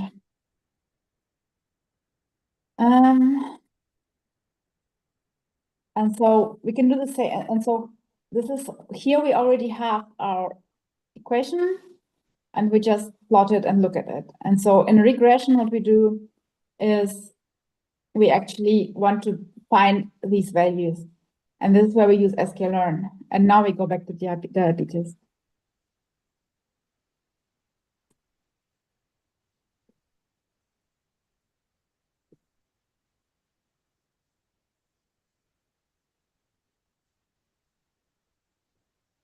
So again, scikit-learn, classic data science library, very, very beginner friendly, has all the linear models implemented. If you're just doing regression, if you're just doing standard stuff, scikit-learn is where you start. This is where you practice with your models. And once you outgrow that, then you go to gradient boosted trees like CatBoost, XGBoost. Then you start learning TensorFlow or PyTorch, depending on what you prefer. But first, just get familiar with scikit-learn, and for most people, probably this is going to be enough, unless you really go into machine learning. And so linear regression is implemented in scikit-learn, so I can just import it, and then this is a class, so I instantiate an instance of the class, and then I just say, okay, model fit, and I give it the BMI, and I give it the target, the diabetes regression, and it returns me a model. And so here we know slope and intercept, and we just said, okay, so now we can use this to predict, now we have fitted the BMI with the progression. And we can plot it. So the dots here are the BMI and the progression, the plot we saw before. And now we take the model, we say, hey, predict. So let's take all the BMI values that we have. Let's make a straight line. And for the straight line, let's predict the diabetes progression and plot this. And this is what the model returns. So this is the straight line that we just generated. It's the same straight line as we did here with the housing, except instead of doing it personally, we use the linear regression class, and we got the slope of 10 and the intercept of minus 117. Remember, the intercept means if the BMI was 0, which is not really possible, which is why it's super far in the negative. And then the slope is how much it increases for every 1 unit increase of the BMI. And since the BMI goes like from, I don't know, 18 to 50, and the progression goes from 0 to 350, the unit here is also like tenfold. So for every 1 BMI increase, you have 10 times, you have an increase of 10 of, not 10 times, you have an increase of 10 for the diabetes progression. And like, again, the math behind regression is quite complex. So before we go into that, I think it's best to just have the intuition for it, understand what the values mean, and then once you have that, you can look more into the mathematics of it. But every single time you will try to fit a line, and every single time you will look for these 2 values that describe a straight line through space. And then, of course, normally we talk about multivariate linear regression. Multivariate just means several variables, so multivariate variable. So instead of having just 1 input, we will have several input variables. And every single variable has its own relationship with the target. And they also have relationships with each other, as we saw. And then our B1 and B2 in the straight line here, they're going to become matrices. In theory, we can just throw the whole data set into the regression sklearn, and we will still get a fitted line back that takes all of those inputs and returns 1 output. We then have to be a bit more careful, because then we have, for maybe like some variables can confound each other because they might be multicollinear, and there's like some more strict rules. So if you do start working with linear regression, definitely look into multicollinearity and look into normalizing features and standardizing. And this is something for sure you have done in other workshops. I'm pretty sure you have talked about training and test sets and normalizing features and all that. So I'm not going to do it here. And then also we have, of course, linear regression, linear regression, which you saw here, which is when the target variable is increasing linearly. And then we also have logistic regression, which is super important. This is when our target is binary. So it's not going to be diabetes progression, but it's just going to be, has diabetes, yes or no? And then again, we can train a model. Instead of importing linear regression, we would import logistic regression here, and everything else would be kind of the same. And that's more or less the part 4. So here we talked about A/B testing. We talked about the t-test, compare population. We talk about correlation coefficient. We made sure that we understand that correlation and causation are 2 very different things. And finally, we looked in depth univariate linear regression, and then briefly mention that we can from that go to multivariate regression, and then from that we can also go to logistic regression. Any questions so far? Thank you, Darina. Yes, there was a question from Eliana. Can you please discuss how we might address issues of endogeneity? I hope I said it correctly. Endogeneity? So endogeneity means that an independent variable, so our input, is correlated with the error term. And normally in regression, this violates an assumption. So we normally assume that the error is random, right? And so if you have a correlation between independent variable and the error, then our result is going to be biased and inconsistent. So it means that there are other factors at play that are not in the model. So this is first of all explanation of what endogeneity means. Now I need to hear the question again, please.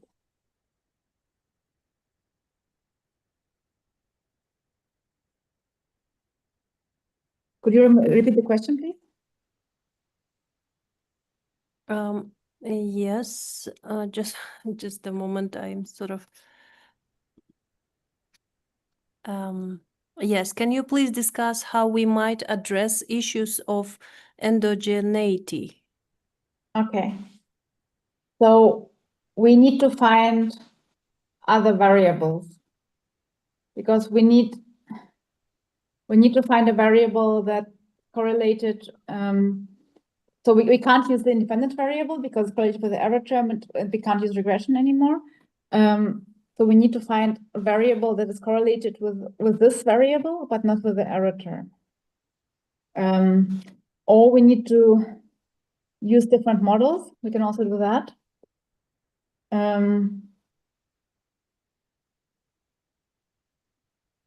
We need to control so we can also control for endogeneity with more complex regression models.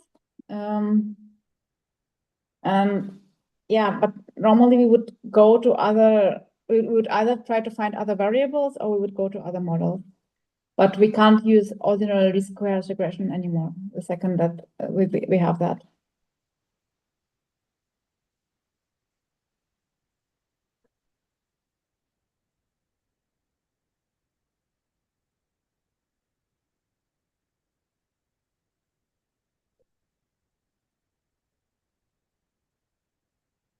Does this answer the question? I think it does, and there were no more questions from Eliana or anyone else. Thank you. It's a really good question. It's super important to be aware that this can happen. Goes a bit beyond what we're doing here today, which is why it's not on the slide.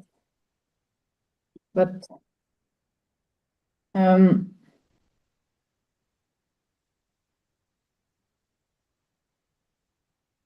can also, so one good way it can happen is if you have measurement error, or actually also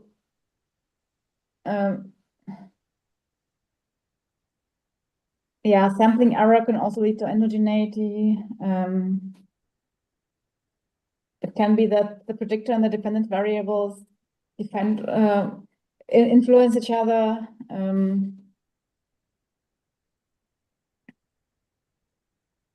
Here's a good example. Income, so for example, education level and income.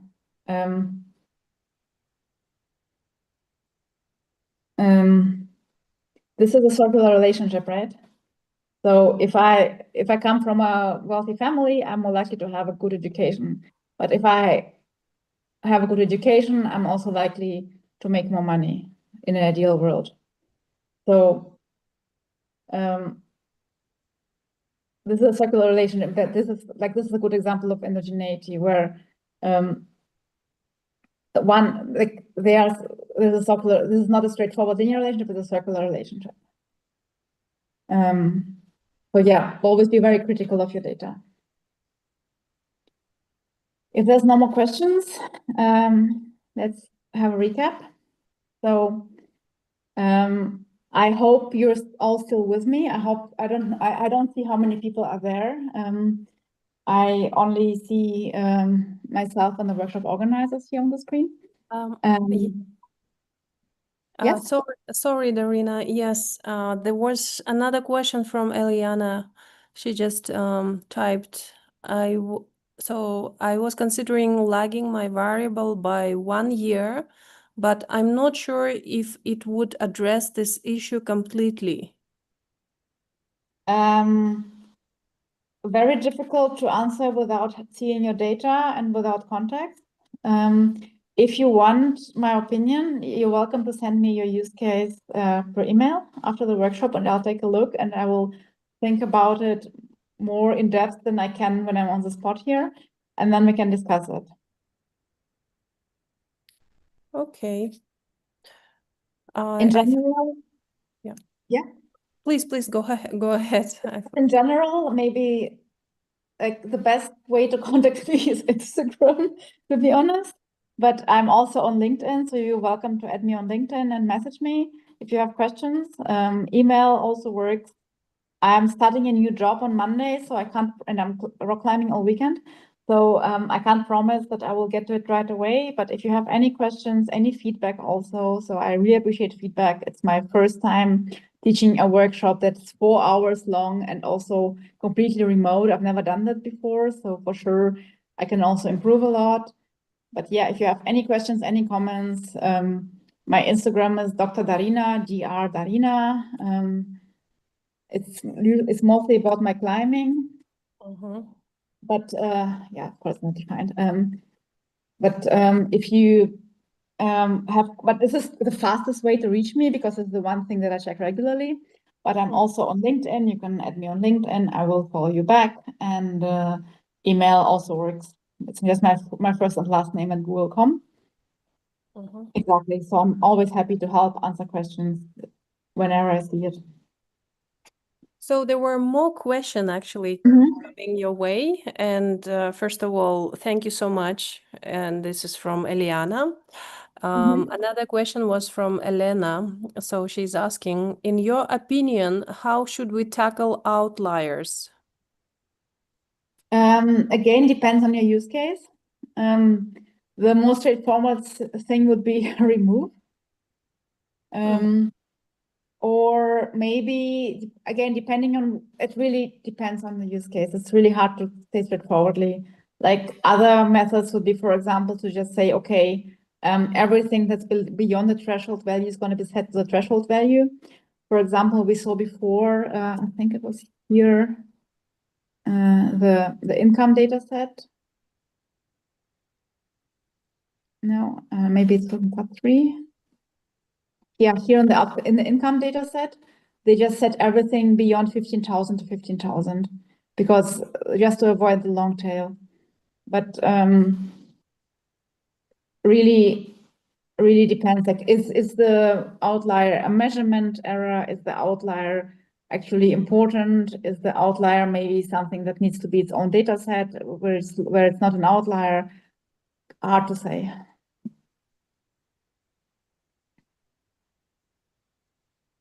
Okay.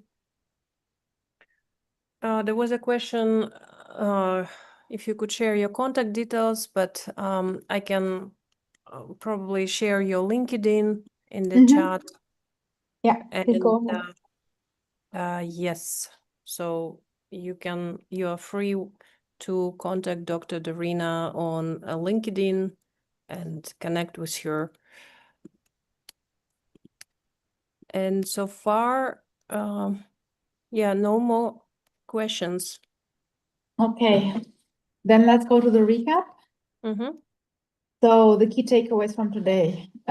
First, we started by talking about data summarization and visualization.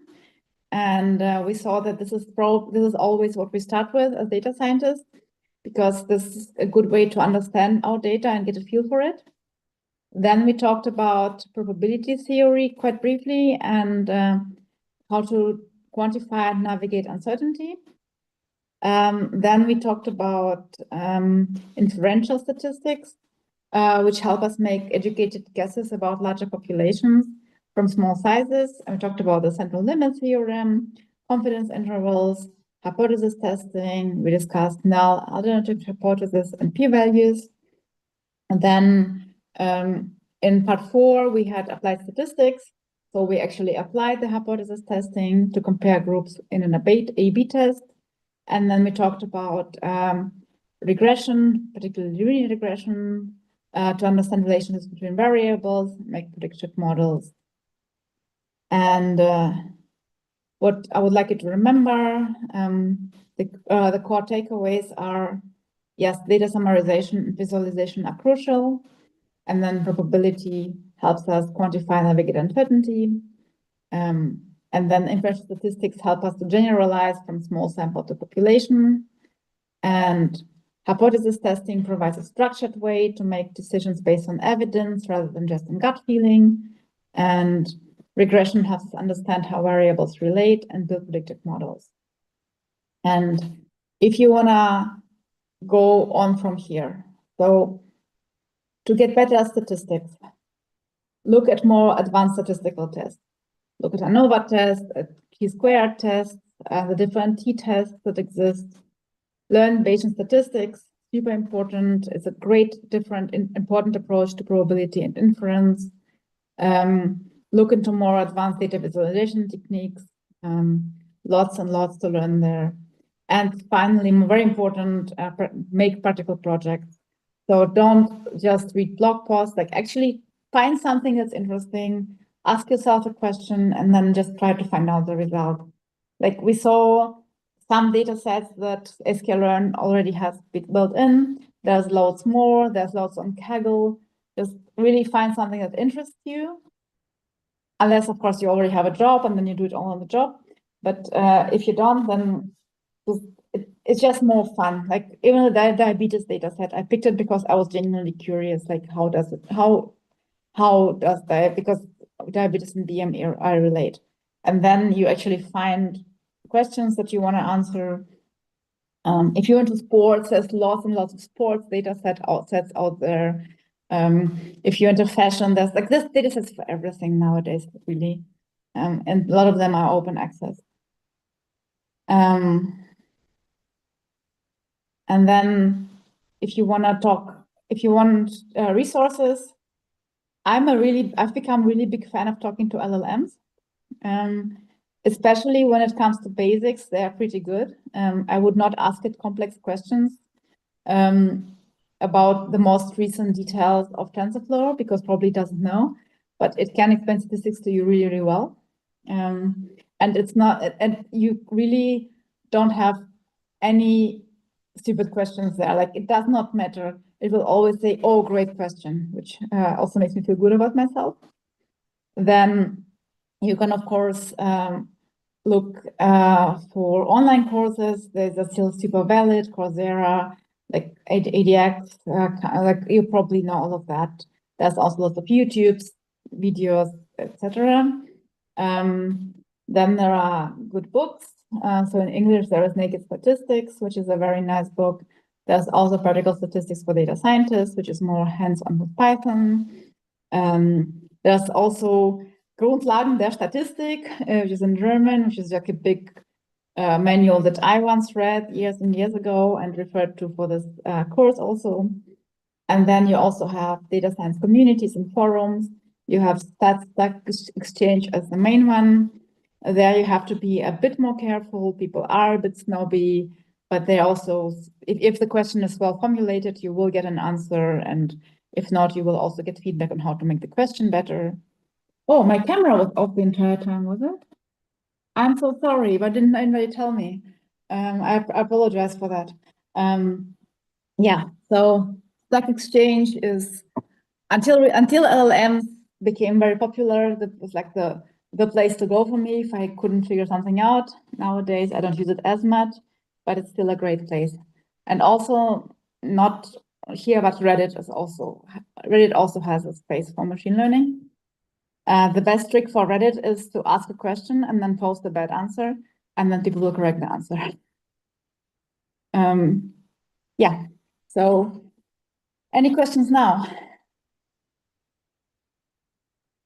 Yes, there was a question on how would you address heteroscedasticity?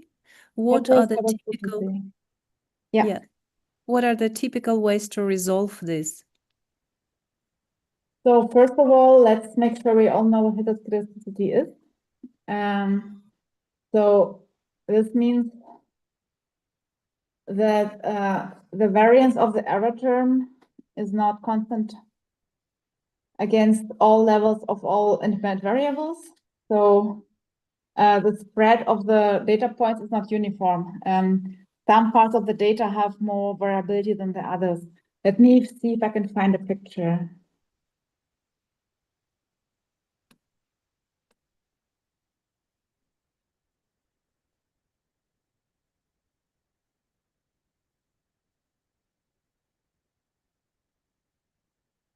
Yes, this is a good picture on Wikipedia.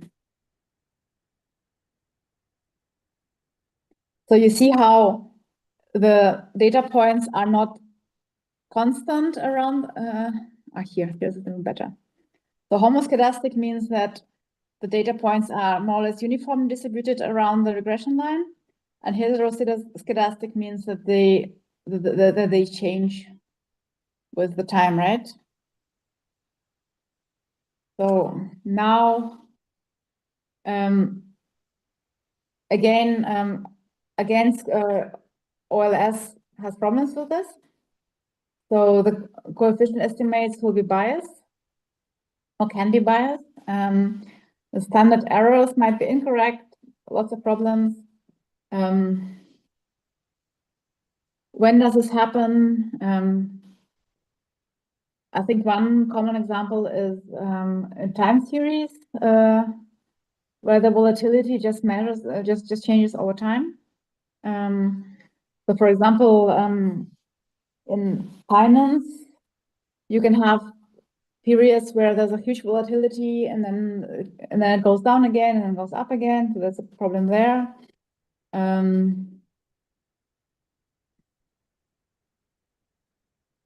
You will use again, same as before. You have different ways to address it, right? First of all, you can see, can you transform your data for that goes away? Like maybe you can find a linear transformation, because you're not obliged to use the data the way it comes in, right? You can also, I don't know, like if you have nonlinear effects, you can linearize that first. You can see if you can find a way to make it piecewise, to make it behave more nicely. If not, again, you will not use OLS anymore. You will use a different algorithm. So weighted least squares is, can be used, for example, if you know how your data looks. And then you can also use different standard errors. Again, this goes way beyond this workshop. And if you want a more detailed answer, I need 5 minutes to read literature. More questions? So I think this was the last question. A lot of people are expressing their gratitude, and they say they found the session is very useful and insightful and very interesting. Thank you so much. I appreciate it. Put a lot of work into it. Of course. Yes, and I shared your LinkedIn account. So I guess when we share also, Hui will share the recording and also any other information with all participants today or probably tomorrow. So, and we will also have recordings on YouTube. Hui, please go ahead. Thank you. Yes, of course. I think if there's no other questions, then we can start to close the sessions. Thank you very much, Darina, for a very insightful workshop on statistics and probability theories for data science.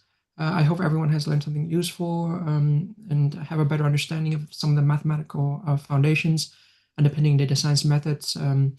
This is the last sessions on all the math and programming basics for data science. And then this afternoon, we will have another sessions on designing experiments for social media data, which will be taught by Professor Kevin Munger from European University Institute. It will take place, I think, in about an hour and a half at 2 p.m. Berlin time. And we hope many of you will be able to join us there. That will be the last sessions for the Data Science Summer School this year. And thank you again, Darina, for spending the time with us. Again, she just came back from an expedition for 3 weeks. And so this is, I think, one of her first things that she comes back to Berlin to do. And so I very much appreciate you, Darina, for spending the time and the efforts to create the materials and also to teach everyone here in the sessions about the basics of statistics and probability theories. Thank you again, everyone, for joining, and I hope you have a wonderful day and hope to see you again in the session this afternoon. Take care. Thank you so much for having me. Absolutely. Thank you. Bye, everyone.